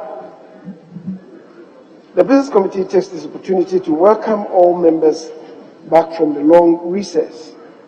As honourable members may be aware, a significant part of this third meeting will be devoted to the consideration of the budget statement and economic policy of the Government of Ghana for the year ending 31st December 2022. The House would also give attention to any other critical business requiring consideration of Parliament prior to adjournment for the Unitide. The Business Committee therefore urges all honourable members to avail themselves for business scheduled for this meeting. Mr. Speaker, the Business Committee also entreats committee chairpersons, particularly those with urgent and time-bound referrals, to endeavour to present their reports for consideration prior to the end of the second week of November 2021, when the House is expected to be seized with consideration of the budget, having regard to the limited time frame for the approval of the budget and the Appropriation Bill 2021. The Speaker, a meeting of the Committee of the Whole is proposed to be held today, Tuesday, the 26th of October 2021, after adjournment. Matters relating to the draft standing orders of Parliament of Ghana, as well as other house and welfare matters, will be discussed. In this regard, all honourable members are encouraged to avail themselves at the meeting. Mr. Speaker, let me at this very outset, and for the purposes of effective programming and planning of the committee, public, private and personal businesses, inform colleagues that the budget statement and economic policy of government for the 2022 financial year shall be presented to the House on Wednesday, the 17th of November 2021. The post-budget workshop shall follow, beginning from Friday, the 19th of November to Sunday, the 21st of November 2021. The debate on the policy shall commence in earnest on Monday, the 22nd of November 2021 and end on Friday, the 26th of November 2021. Mr. Speaker, the last Friday before the commencement of the Christmas festivities is December 17, 2021. And that means that sector allocations have to be dealt with and possibly approved to allow for the consideration and possible passage of the Appropriation Bill 2021 on the 17th of December 2021. Mr. Speaker, this means that the various sector ministers and committees shall have to act timeously and proactively in order for the agenda of the meeting to be concluded before the adjournment for the Yuletide. Mr. Speaker, in accordance with Standing Order 162 and subject to Standing Order 53, the Business Committee submits to this Honourable House the order in which the business of the House shall be taken during the week. Mr. Speaker, the items have been listed for each day beginning today.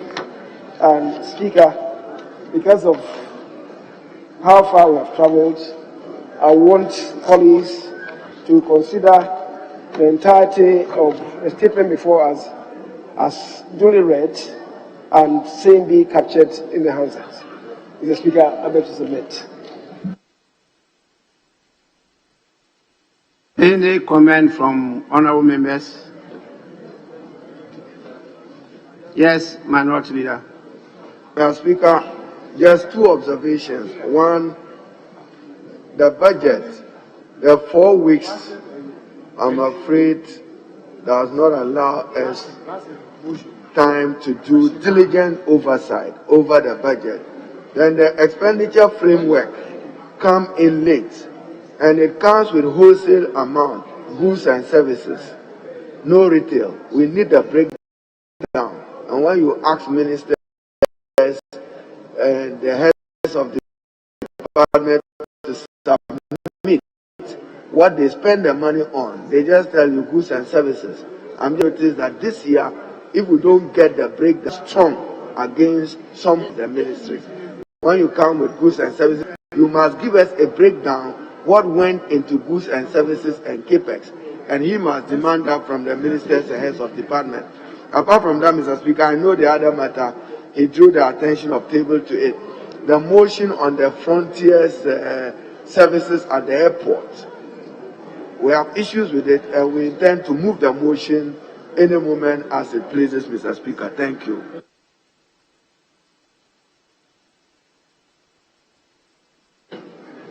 Yes, Honourable Bodo. Right, Honourable Speaker. The business for the week completely excludes response to questions which have been hanging for several months.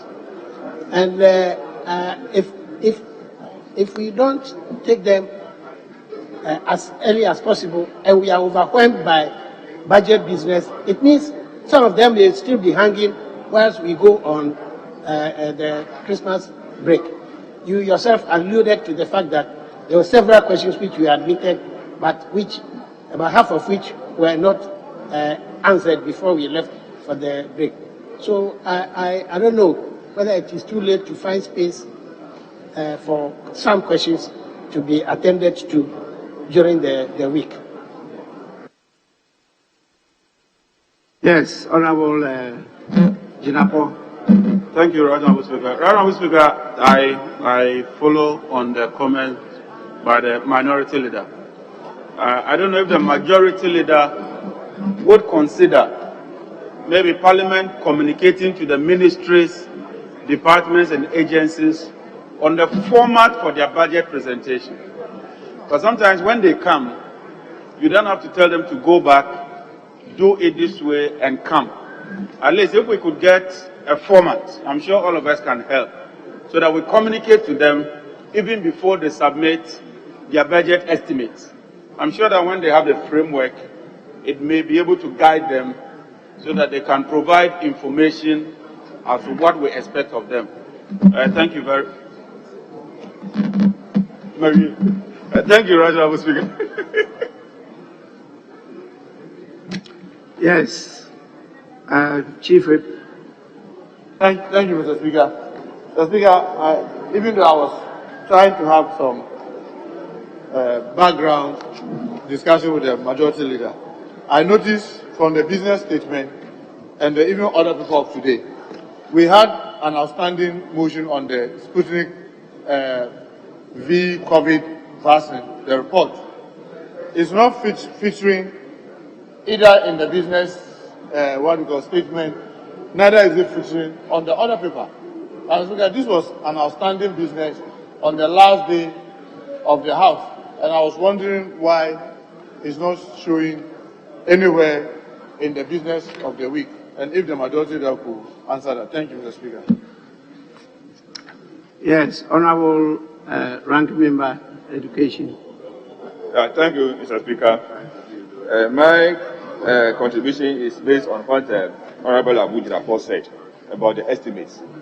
Many a time, it is on the day of the discussion on the estimates that they are presented to you, to the committee, when you are seated. And many a time, too, we ask them they should go back and then work on it.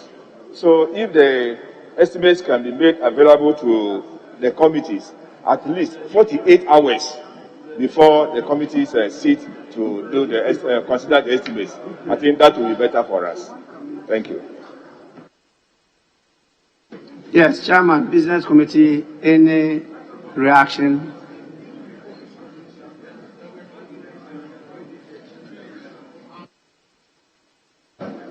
Thank you, Mr. Speaker. Mr. Speaker, the honourable minority leader related to the format of budget presentation. I think the same issue was spoken to by the Honourable John Jinapo. And that's why I was asking him whether he was listening to the minority leader. I think it's important, though, we need to know the framework for the presentation, because it provides us with the basis for interrogating the budget. Speaker, I think that the House should entreat the ministers to respond to that framework, because otherwise we'll be talking to issues extraneous to the formulation of the budget. And I think it's important that the appropriate communication is related to the ministers. The Speaker, the Honourable Podo raised issues about the fate of questions. I don't know whether the Honourable Podo was listening to me. I think I related to that. Because the Business Committee met only yesterday, it was difficult to have the list of questions outstanding to communicate same to the ministers and require of the ministers to come before Parliament and respond to them today. Mr. Speaker, for practical purposes, it wasn't going to be possible, which is what I stated. But I realized that when I was making the point, the Honourable Podo was in a trance, and he was not listening to me. Mr. Speaker, if you have seen the face of the Honourable Podo, he's still in a trance.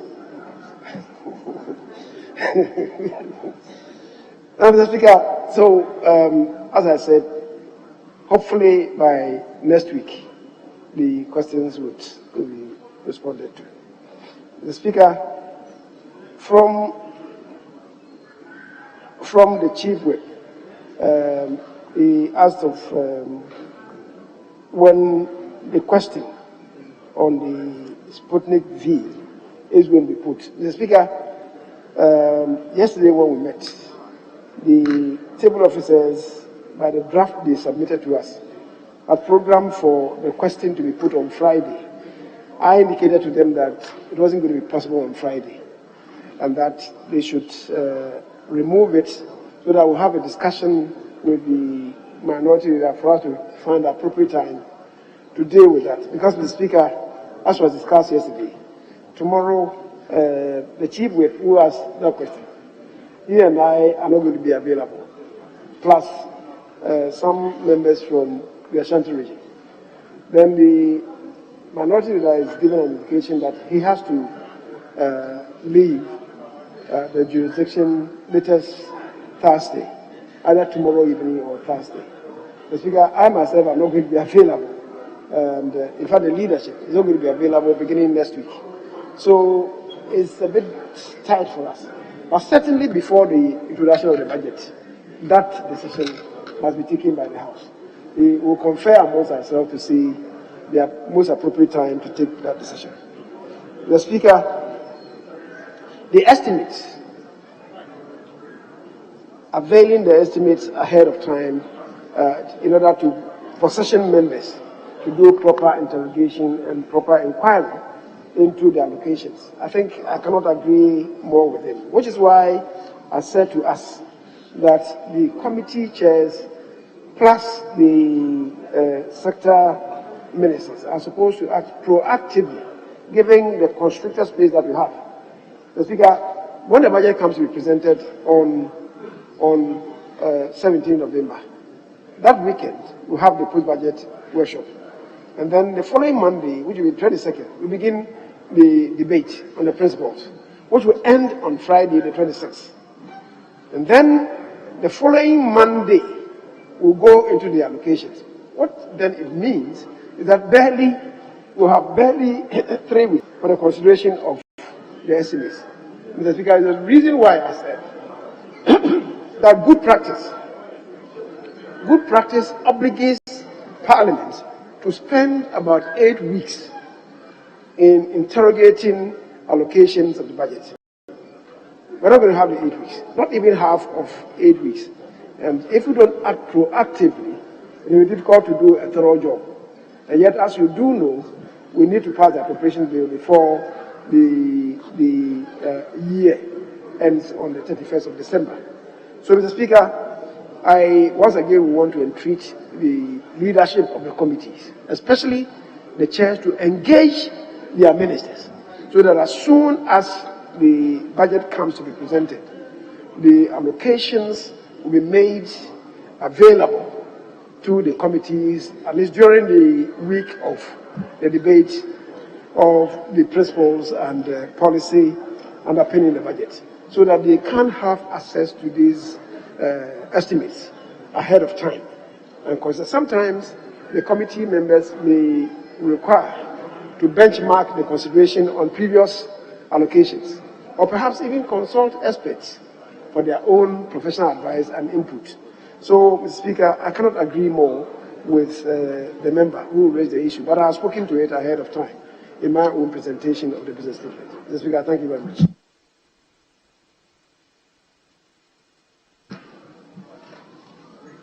Yes, Honorable Two.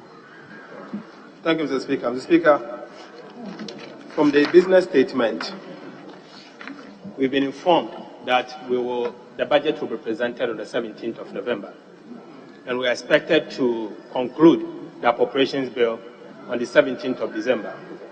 Mr. Speaker, this gives us approximately 1 month to complete the process. Speaker, I'm mindful of the fact that in the past we've used 6 weeks at the minimum to look at the budget, from the presentation of the budget to Appropriations Act. Speaker, I'm of the view that using 4 weeks will mean rushing through the process of budget approvals. Speaker, the majority leader had appealed to all of us to ensure that we do the work in a way that will not impede government business. Speaker, it is important for us to also inform the leader of the House, to also communicate same to the ministers, particularly Ministry of Finance and other sector ministers, to ensure that the budget estimates are ready and it should be here on the day of reading the budget statement, so that some of us can read it before the budget estimates are considered. Mr. Speaker, and again, oftentimes we've seen a situation whereby the breakdown of the budget estimates are not available. And when you raise the issue, they said they will come back to us. The Speaker, this time, the Speaker, we will not accept that. Every single budget estimate must be broken down into levels that we cannot understand, whereby those expenditures are lumped together like goods and services, how much they have spent. The Speaker, we will not accept it. And so I want to let the minister responsible for parliamentary affairs and the majority leader to communicate same to the ministers. We are ready to do the work, but please, we will not sacrifice our oversight. We'll do the work, but we will not sacrifice our oversight. we will demand breakdown of every single expenditure item for the year 2021. Thank you, Mr. Speaker. Yes, Honorable.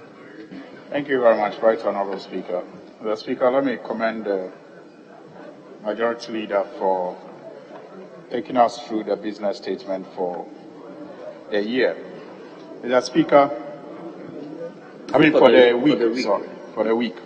Mr. Speaker, I acknowledge the Majority Leader's position as captured by the business statement, that the time is too short for ministers to respond to questions. For the week. Mr. Speaker, I wish to appeal to the Majority Leader through you to consider an issue that is of urgent concern to all.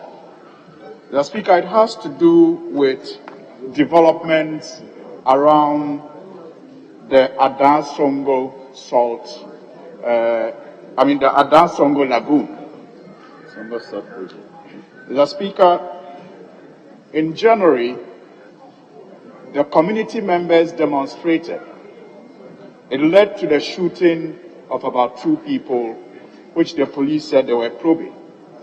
In August this year, about 26 people were also arrested after the community members engaged in a demonstration.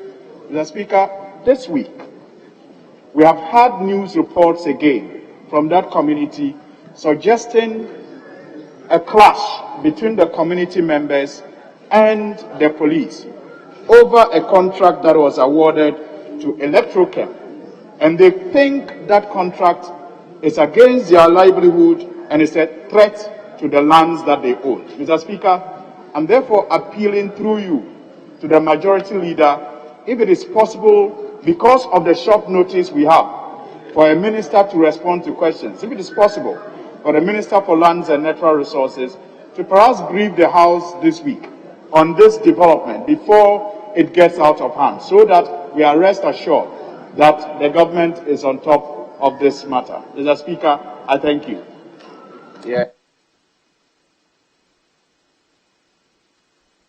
Chairman of Business Committee, any response?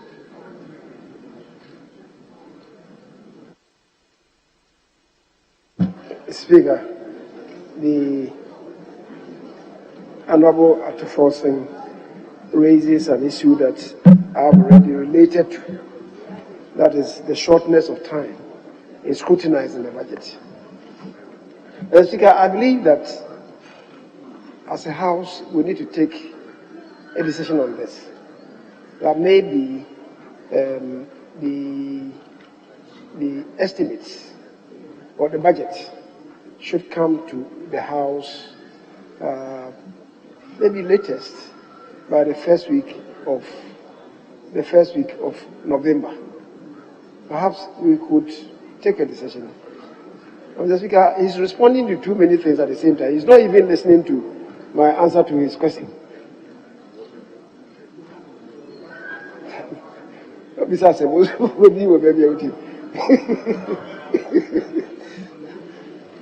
Speaker, I say so because, yes, the best practice is for Parliament to spend 8 weeks in interrogating budgets. But since we moved from the January-February presentation of budgets, we've never been able to have the 6 weeks that you're talking about. But budgets have always been presented to this House between the 13th November onwards. This year, it so happens that...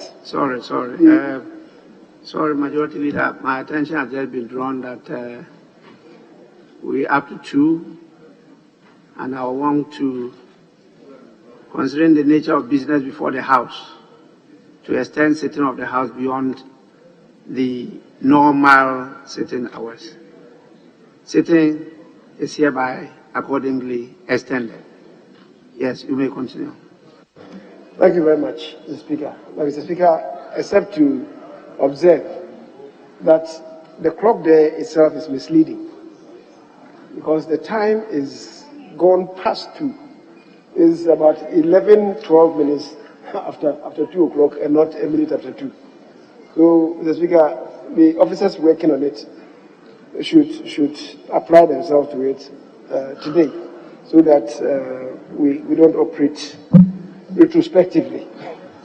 Having said so, Mr. Speaker, I was just making a point that it just so happens that this year the Christmas festivities begin on the 24th, as usual, but that 24th is a Friday. It explains the reason why space is so constricted for us. So if maybe we had 24th falling on a Monday or a Tuesday, the space then is extended for us.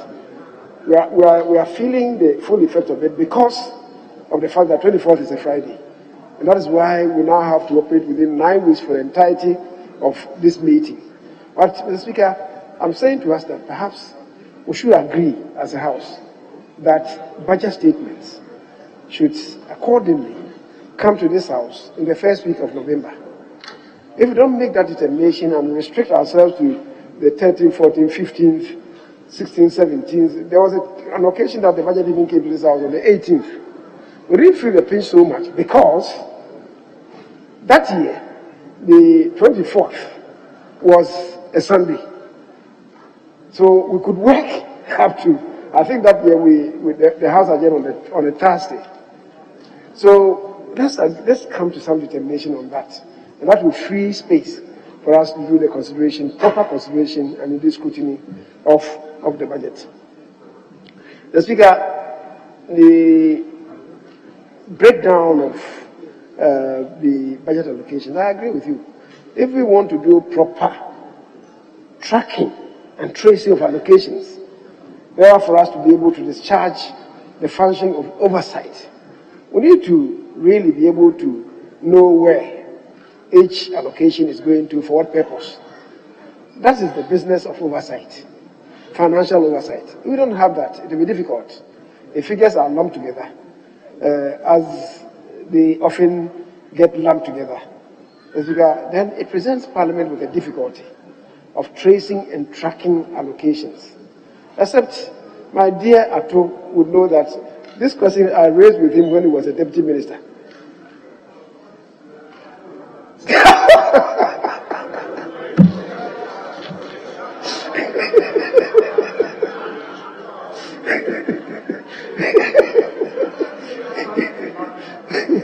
Mr. Speaker, when I said, Majority Leader, don't be carried into a conversation with any particular member. You are addressing the House. Thank you, Mr. Speaker. Mr. Speaker, the issue that is raised with him when he was a deputy minister, I said, oh, he doesn't remember. That was what got me burst into that sudden laughter. But I agree that, again, as a House, we should agree on a common principle. We shouldn't be picking and choosing. When I'm on the other side, this should be my sing song. When I go to the other side, the status quo should remain. That is not good enough. So let's be consistent. And consistency protects your integrity. Dear Atto. Anyway, I think that the principle is good. Honourable members, the first deputy speaker to take the chair. Mr. Speaker, the issue brought by the Honourable Suhini really is not part of the business statement. And accordingly, I may not be inclined to respond to it, except that it's a germane matter, because I'm not aware of what he's even talking about, in respect of what happened, was it yesterday, as we said, or the day before yesterday? I'm not aware of the sudden eruption of the matter again. But perhaps we'll have to draw the attention of the relevant minister to it. If it's possible to make a statement in the House in respect of that, we'll see what to do. Thank you very much for drawing attention to it. Honourable members, the business statement as presented is accordingly adopted. The first Deputy Speaker takes the chair from now on.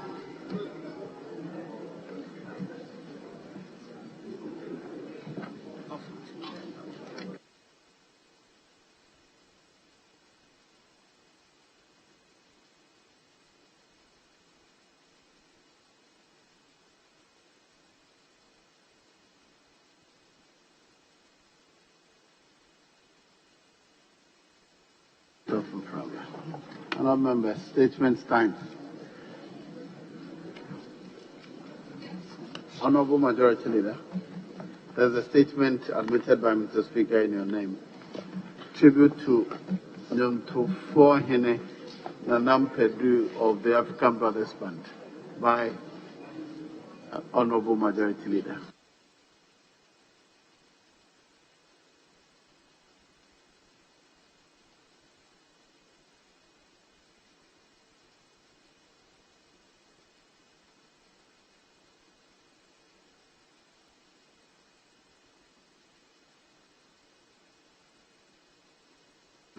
Mr. Speaker,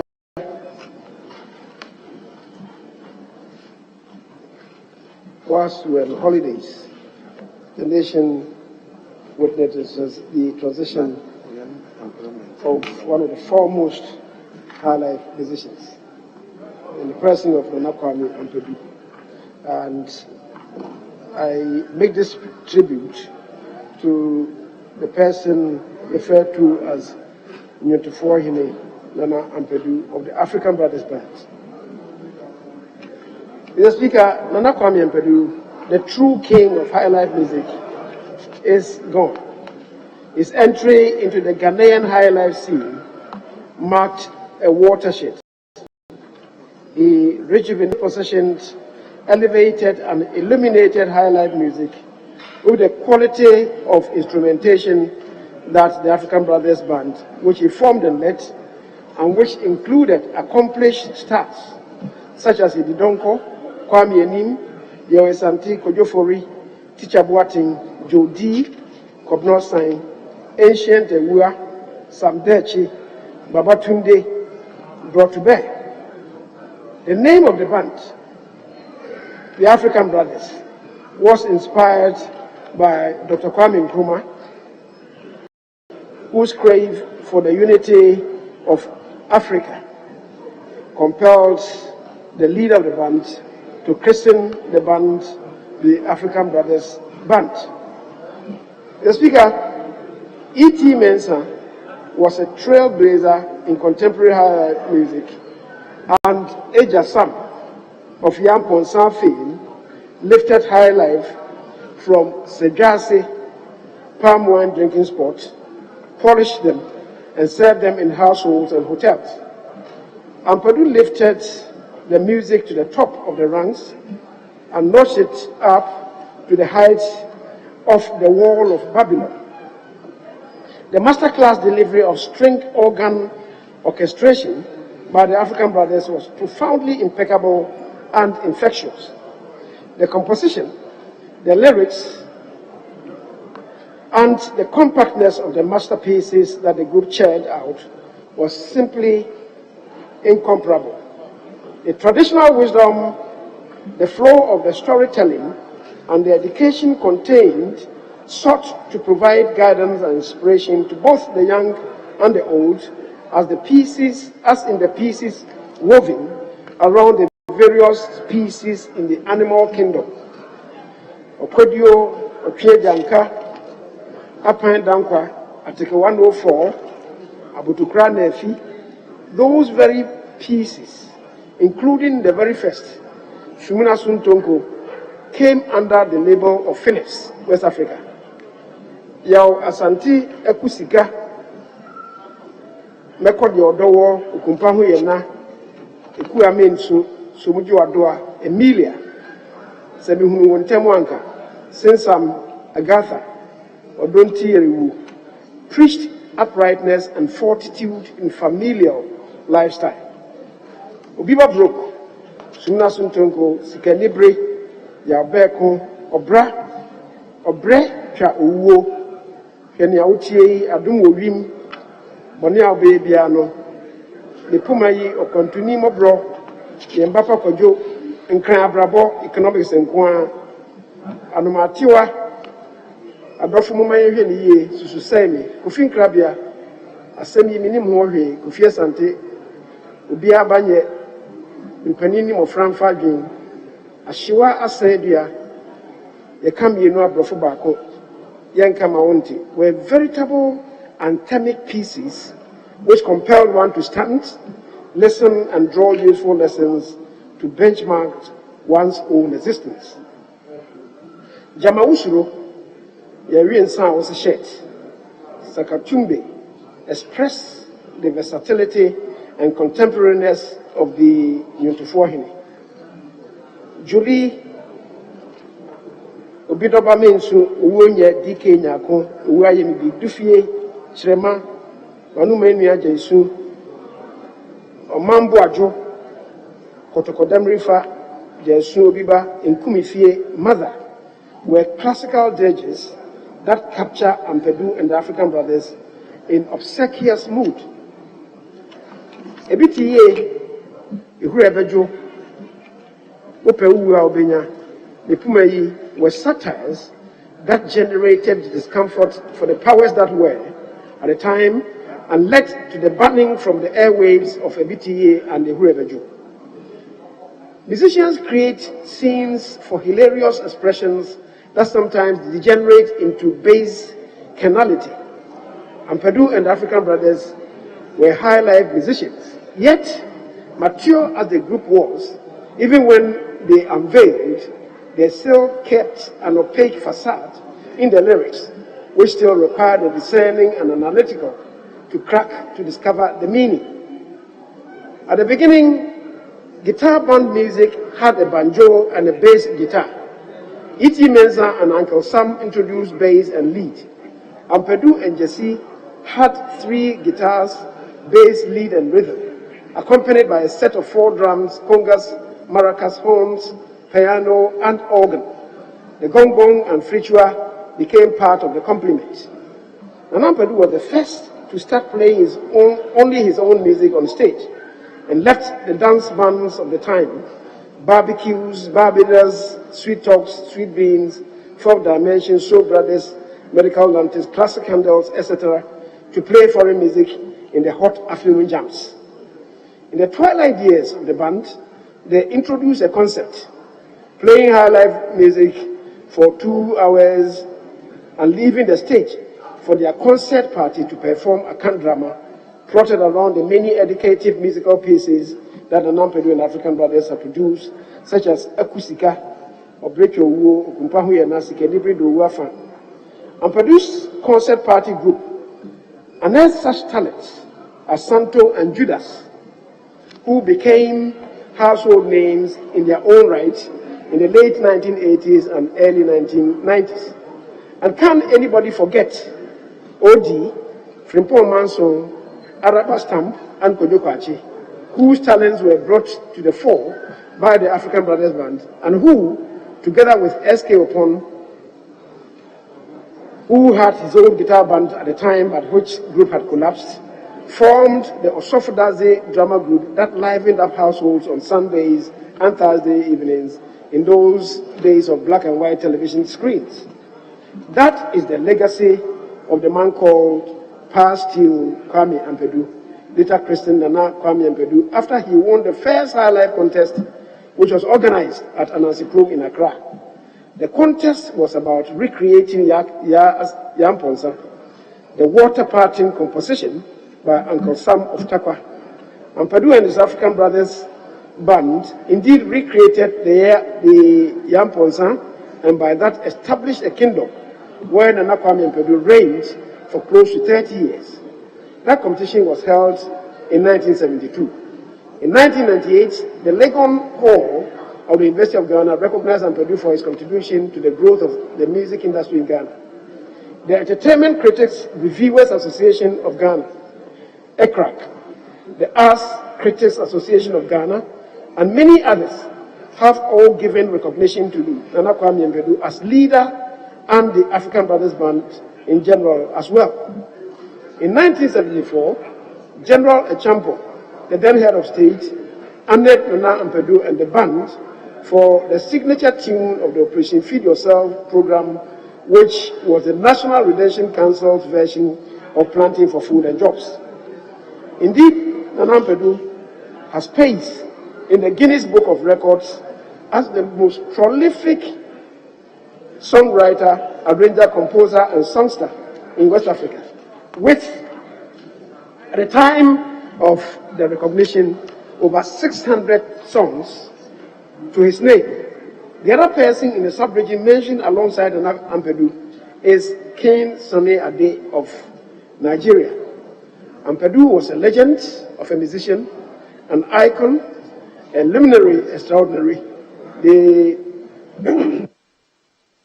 talismanic persona of high-life music, and the personification of perfection in music production.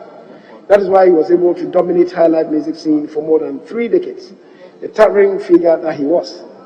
It is the voice of this virtuoso performer that has been silenced by death. But Nana Ampadu's music, his penetrating voice, his tongue, his extraordinary persona will definitely live after him. It is my prayer that the state may accord him his rightful place in the construct of the composite and corporate Ghana, where the various parts of the agglomeration will be recognized and appreciated. One can only hope that the Creator would, in recognition of the life that Ampadu brought to life, grant him eternal peace. Fare thee well, Obobon Nyutufuahini Nana Kwame Ampadu. Mr. Speaker, thank you very much. The response is low because he lives way before many of the people here. So a lot of the things they have said are above their heads. I'm saying that the response and the applause is low because many of the people in the chamber were born in the 80s. So they know very little about Nana Kwame Ampadu. But he's certainly a legend in my view. Yes.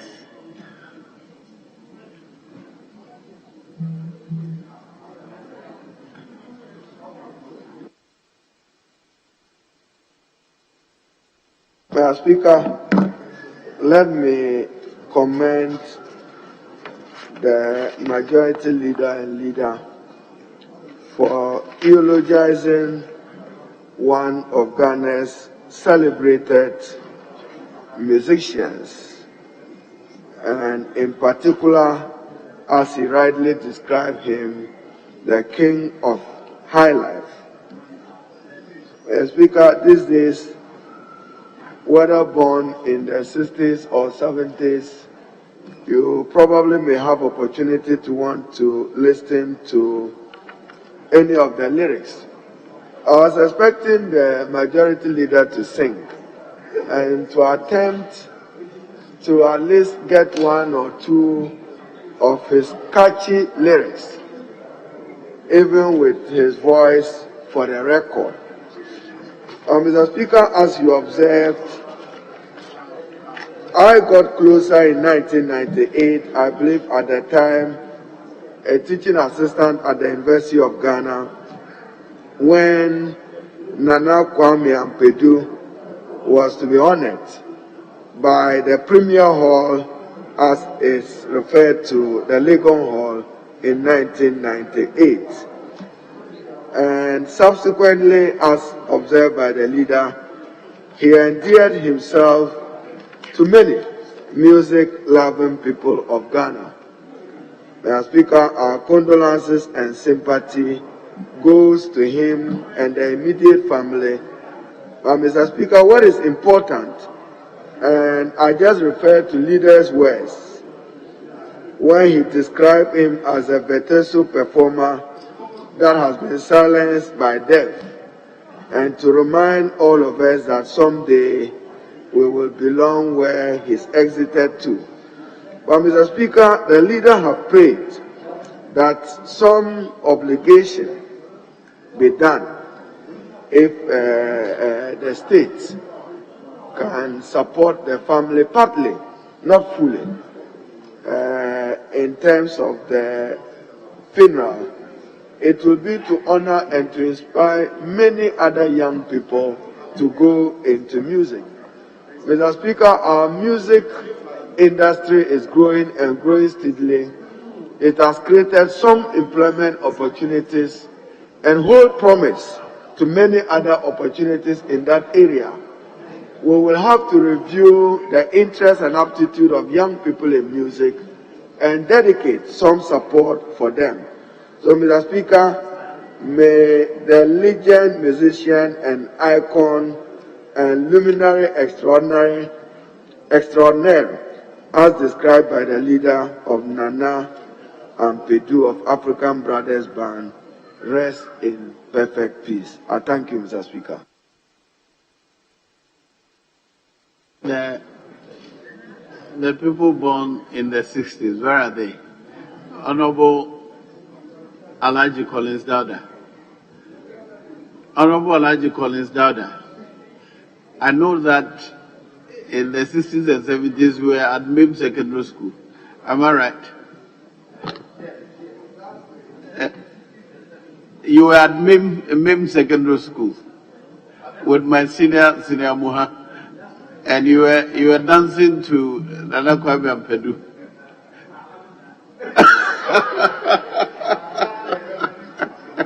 You never danced to Nana Kwame Ampedu's song.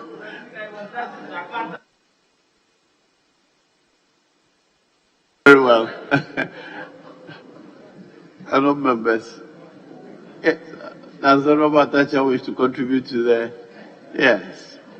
Thank you, Right Honourable Speaker, for the opportunity to contribute the statement on the floor. As we eulogize one of the prominent musicians of our time. Honourable Speaker, those of us who come from the village, we didn't have the benefit of entertainment at all if you came from the village. I do not remember whether we had the benefit of even television sets to enjoy music and the rest of it. But there's something that was called a concert. And if you are in the village and you were blessed with a concert show, that is when you have people like Nana Kwame Ampedu, Akwabua, and the rest of them coming into the background, and everybody wants to go and see these individuals play live music, and then they do a bit of a concert and the rest of that. That is how I encountered this great musician, Nana Kwame Ampedu. Honourable Speaker, there is something to compare. If you measure the level of music and the lyrics of Nana Kwame Ampedu and that of what we have now, this kind of yo-yo music and just cacophony of sound. You know, people screaming and, Honourable Speaker, have you forgotten, is it raps or whatever they do of late? But when you pay regard to what Nana Kwame Ampedu and the likes were singing in those days, you will find wisdom, you will find counsel, you will find direction, you will find things that brings about the sanity of the nation. And we have not put together all the lyrics like some people do, because it was sometimes gramophone music as compared to what they have in modern times. I think for what is done, some research should be put in place to come out, at least the lyrics of this great man. And I'm of the humble view that if you're able to do that, that's the biggest tribute we'll pay to him, for people to know that music can be an instrument of education. Apart from the harmony of sound, the lyrics of this great man should never be lost on the modern generation. And these are a few things that I want to say about him. That he was not just playing music, but he was churning out a lot of wisdom. And we should go for that wisdom. I'm grateful that our great leader paid regard to this great man. And on the first day of our coming back is paid him a tribute. We thank God for his life, and those of us who make space to go and commiserate with the family during the funeral celebration should do so. Thank you, Honorable Speaker, for this opportunity. Yeah. Yes, Thank you, Right Honorable Speaker, for this opportunity to contribute to one of our legends, our father, late Nana Ampadu. Some of us, as early as those years, were young boys who used to carry benches to places they were coming for programs, because you didn't have money to pay to enter their concert parties and musical, this thing at the community level. You only succeeded getting in by sending a bench. Then somebody who had money will come and rent your bench, and you go in, then they will get a place to sit. A funny story to tell those early years. That is how, as young as or little some of us were, we encountered the late Ampadu, our father, that of City Boys, that of late, what is it called? Okay, let me use the hymn, City Boys and Co. The moral of their story and music that time cannot be compared to today. They eulogized Africa in general. Their music portrayed our culture. They told the world how rich Ghanaian culture was, how melodious our voices were. It reflected our culture and nature of being. Our dance style was sold to the world through Nana Ampadu and Co. Can we compare their time to today? Their beats alone, the style of the combination of instruments and drums. But today, we'll just get one person making noise with just a gadget, and the morale, you can't even, the words, they will just use one word and they are going. But Nana Ampadu and Co. told us stories through their high life music. They counseled us through their high life music.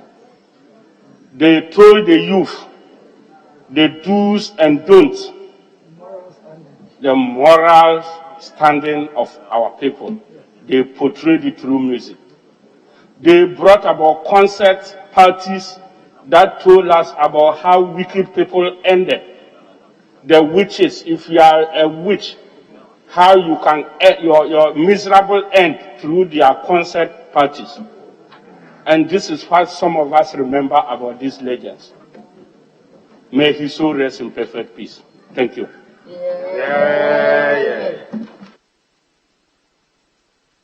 yes, Honorable Deputy Leader. Mr. Speaker, thank you for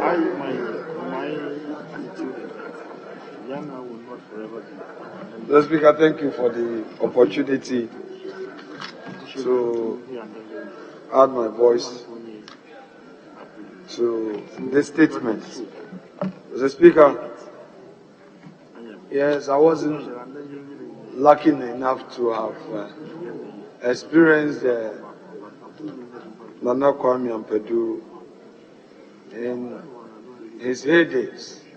Of course, my age, it cannot be that possible.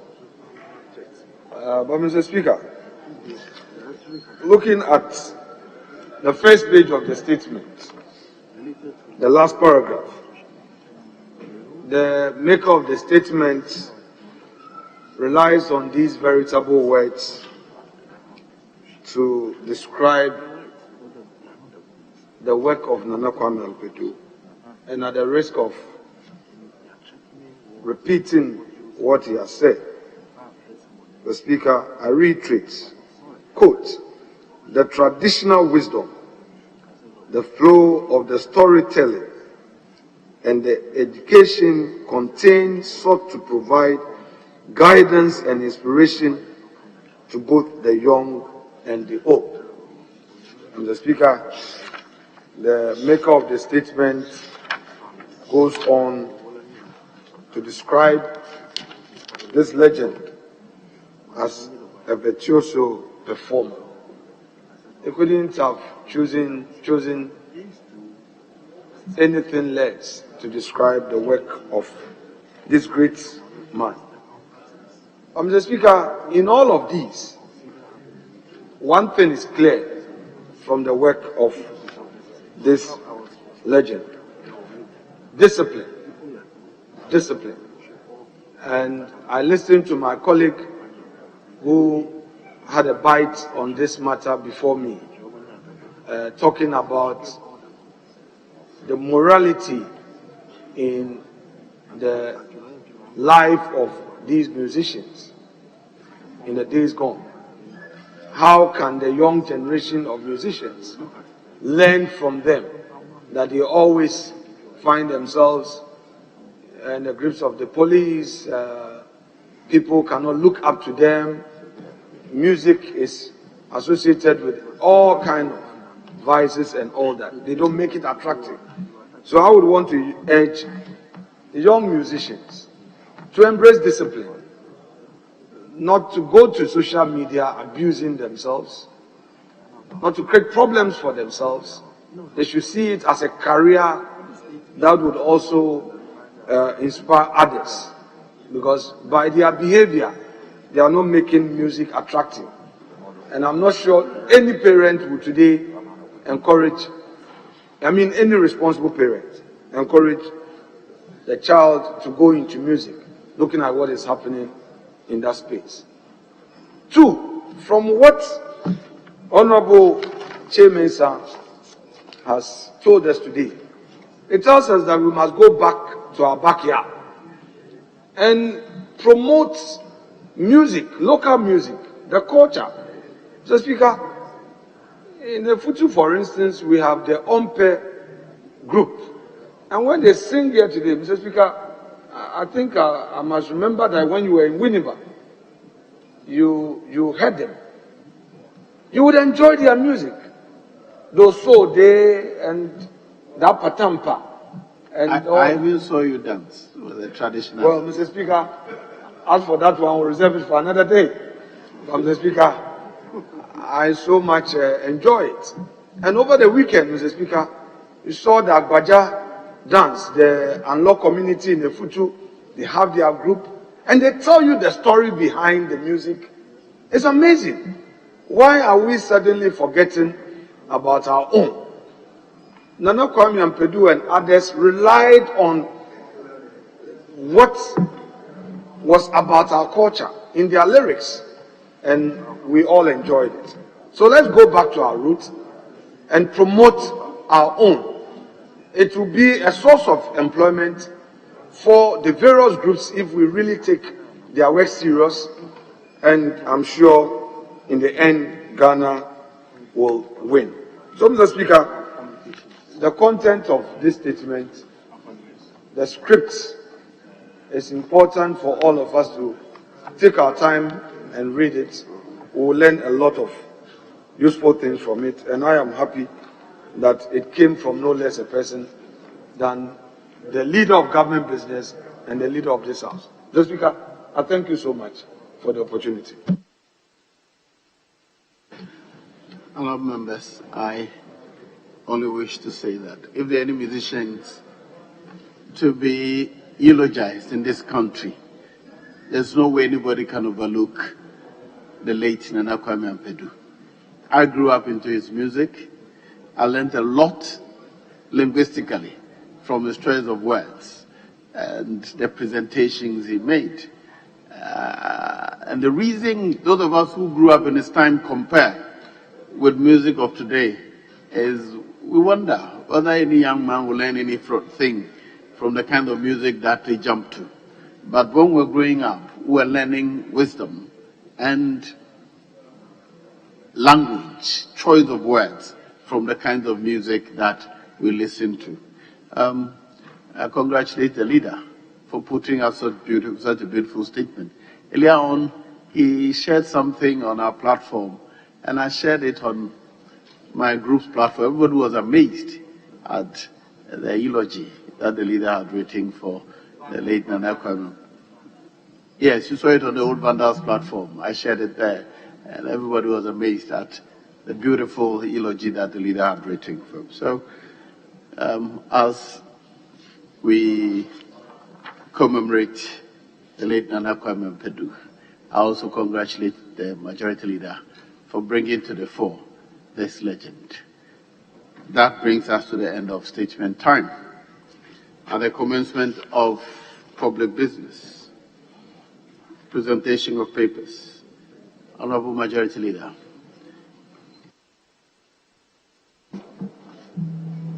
Item 1A. AI, sorry.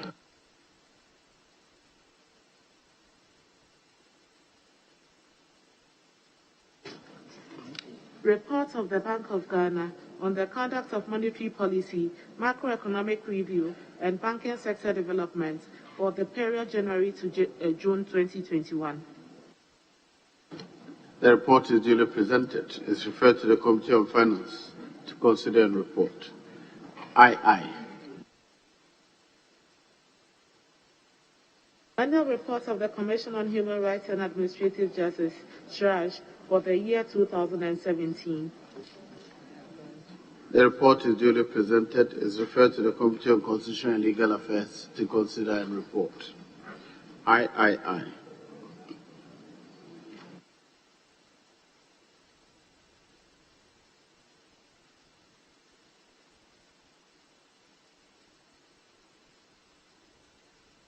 Speaker, the Roman number 2, Roman number 2, annual report of Commission of Human Rights and Administrative Justice.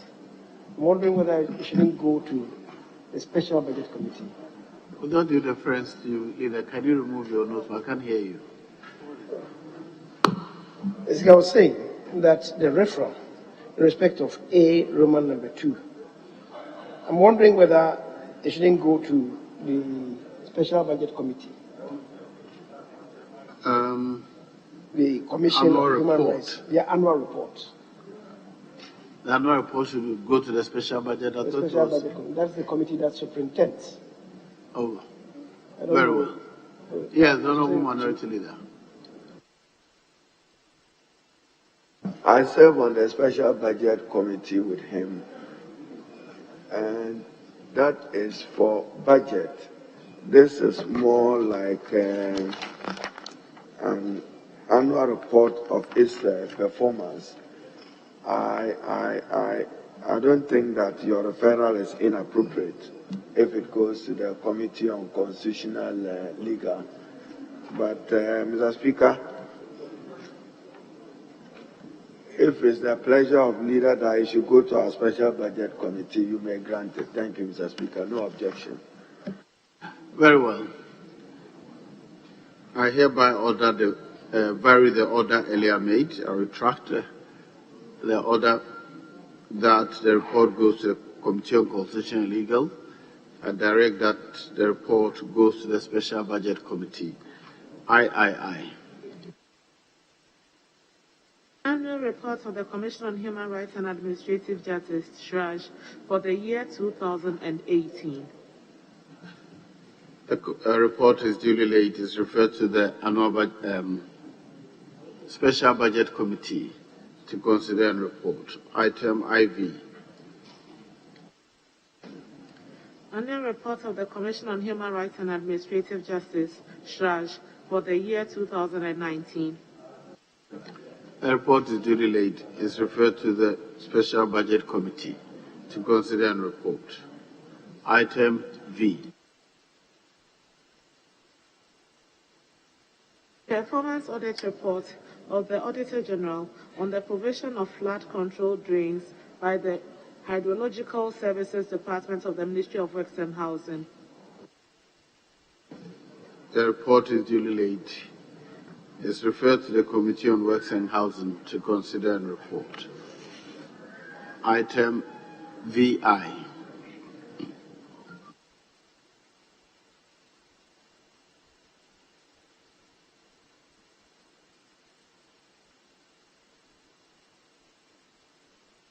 Leader called Roman number 6, VI.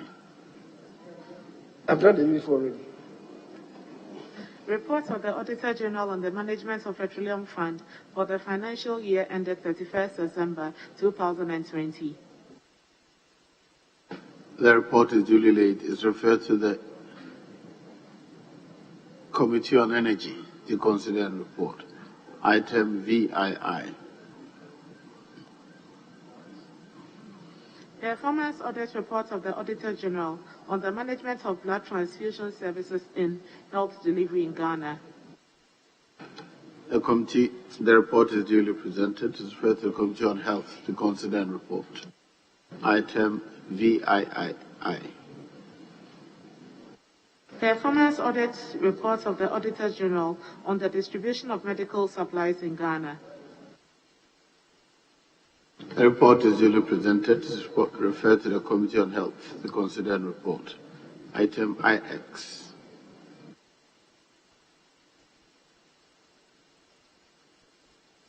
Performance audit report of the Auditor General on the management of parks and gardens in Ghana. Honourable members, my attention is being drawn to the fact that items V, that's Roman number 5, up to IX, are the Auditor General's report.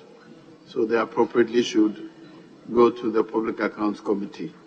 So I revoke all the orders I made in respect of items V, VI, VII, VIII, and direct that the report rather be referred to the Public Accounts Committee to consider and report. Now, IX, the report is duly presented, is referred to the Public Accounts Committee to consider and report.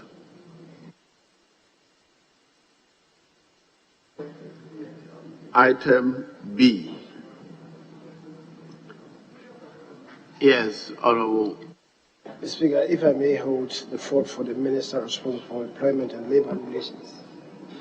I'm craving your indulgence to hold the fort for the Minister responsible for Employment and Labour Relations.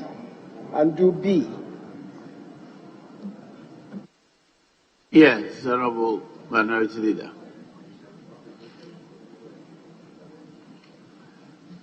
Yes, the leader has applied to lay the report on behalf of the Minister.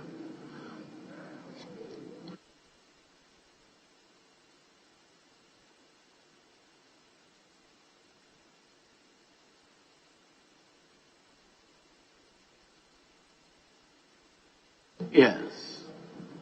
Annual report of the National Pensions Regulatory Authority for the year 2020.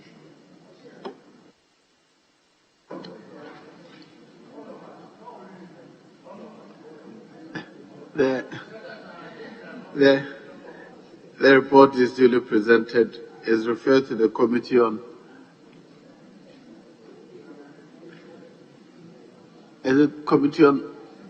Employment and Labour Relations here to consider and report. Item C.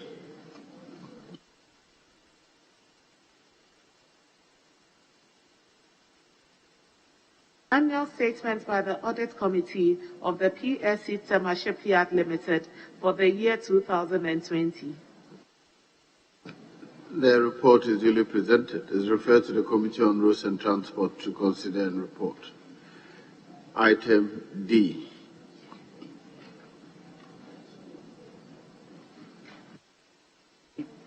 Annual statements by the Audit Committee of the Ghana Meteorological Agency, GMET, for the year 2020. The report is duly presented. It's referred to the Committee on Communications to consider and report. DII. Annual statements of the Audit Committee of the National Communications Authority for the year 2020.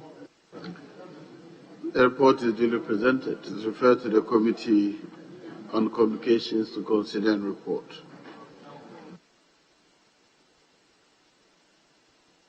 Item E.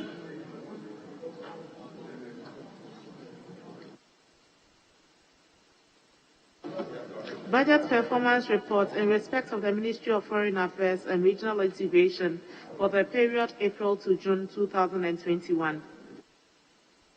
The report is duly presented. It's referred to the Committee on Foreign Affairs to consider and report. Item F.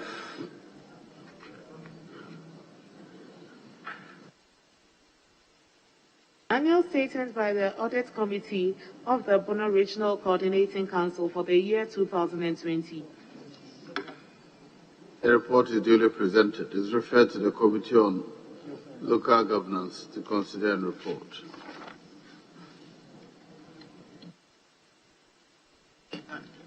G. Annual statements by the Audit Committee of the Ghana Integrated Aluminium Development Corporation, GIADEC, for the year 2020. The report is duly presented. It is referred to the Committee on Employment and Labour Relations to consider and report. Item H. Sorry. Annual statement by the Audit Committee of the Asante Achim Central Municipal Assembly for the year 2020. The report is duly presented. It is referred to the Committee on Local Government to consider and report. Item HII.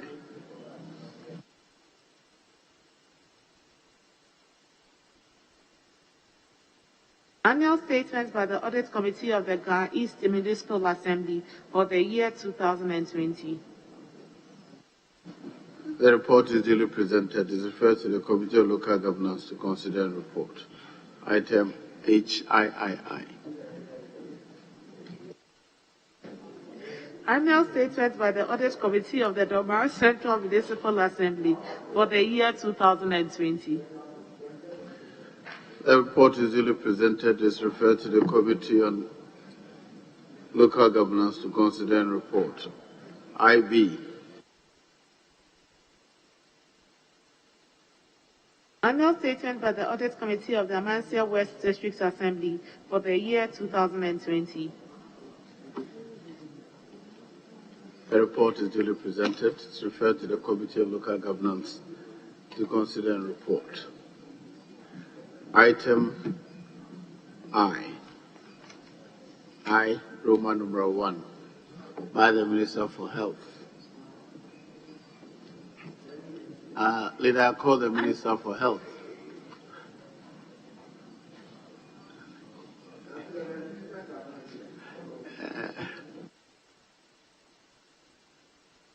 Yes, Leader, let me hear you if you are applying.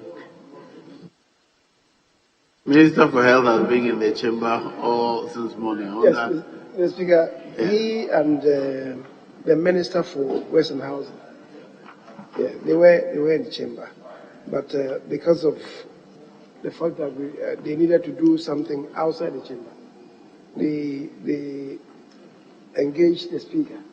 The Speaker has asked them to step aside. But let me hold your fort for them. Yes, Honorable Minority Leader. Speaker, today he can hold a fort. At this time, he must serve notice to ministers that if they have business, they must accompany their business to the floor of the House. I'm just serving notice, so no objection for now. Thank you, Mr. Speaker. Particularly because the minister has been in the chamber for so long, I think it's deserving of being accorded that. Yes, Honorable Leader. Annual statement by the Audit Committee of the Medical and Dental Council for the year 2020.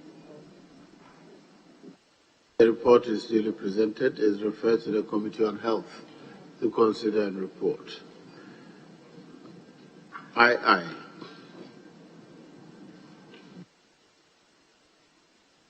Annual statement by the Audit Committee of the Health Facilities Regulatory Agency, HIFRA, for the year 2020. The report is duly presented. It's referred to the Committee on Health to consider and report. Aye.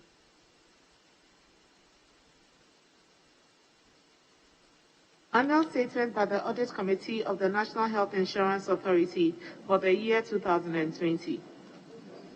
The report is duly presented. Is referred to the Committee on Health to consider and report. Item IV.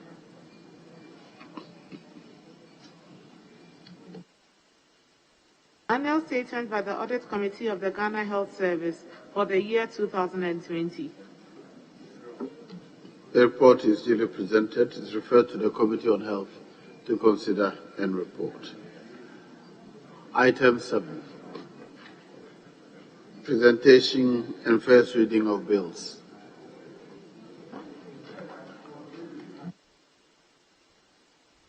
Yes, Leader.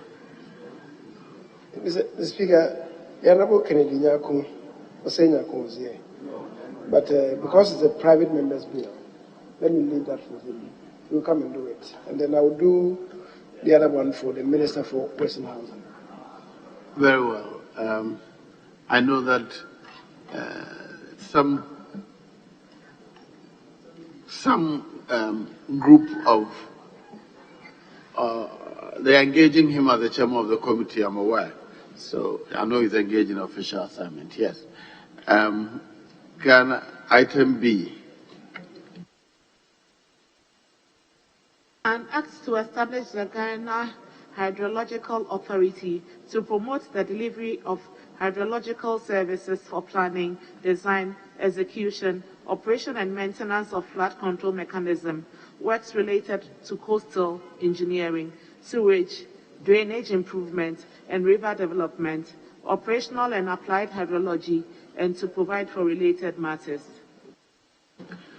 The bill is read the first time and is referred to the Committee on Works and Housing for consideration and report.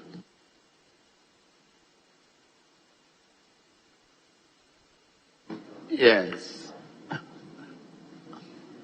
Mr. Speaker, we were minded at the very outset to adjourn and recline to a joint caucus meeting today. Unfortunately, the president to lead us is not in the chamber. The Honorable Dominica Ine is on the chamber. So I guess we can do so tomorrow. We'll not take an adjournment for today, and we'll see what happens tomorrow. Thank you. Yes, Leader. Mr. Speaker, I support the request for adjournment. We are in your able hands. Thank you. Honourable members, it is past 2 o'clock. The House is adjourned to tomorrow, Wednesday, at 10 o'clock in the forenoon.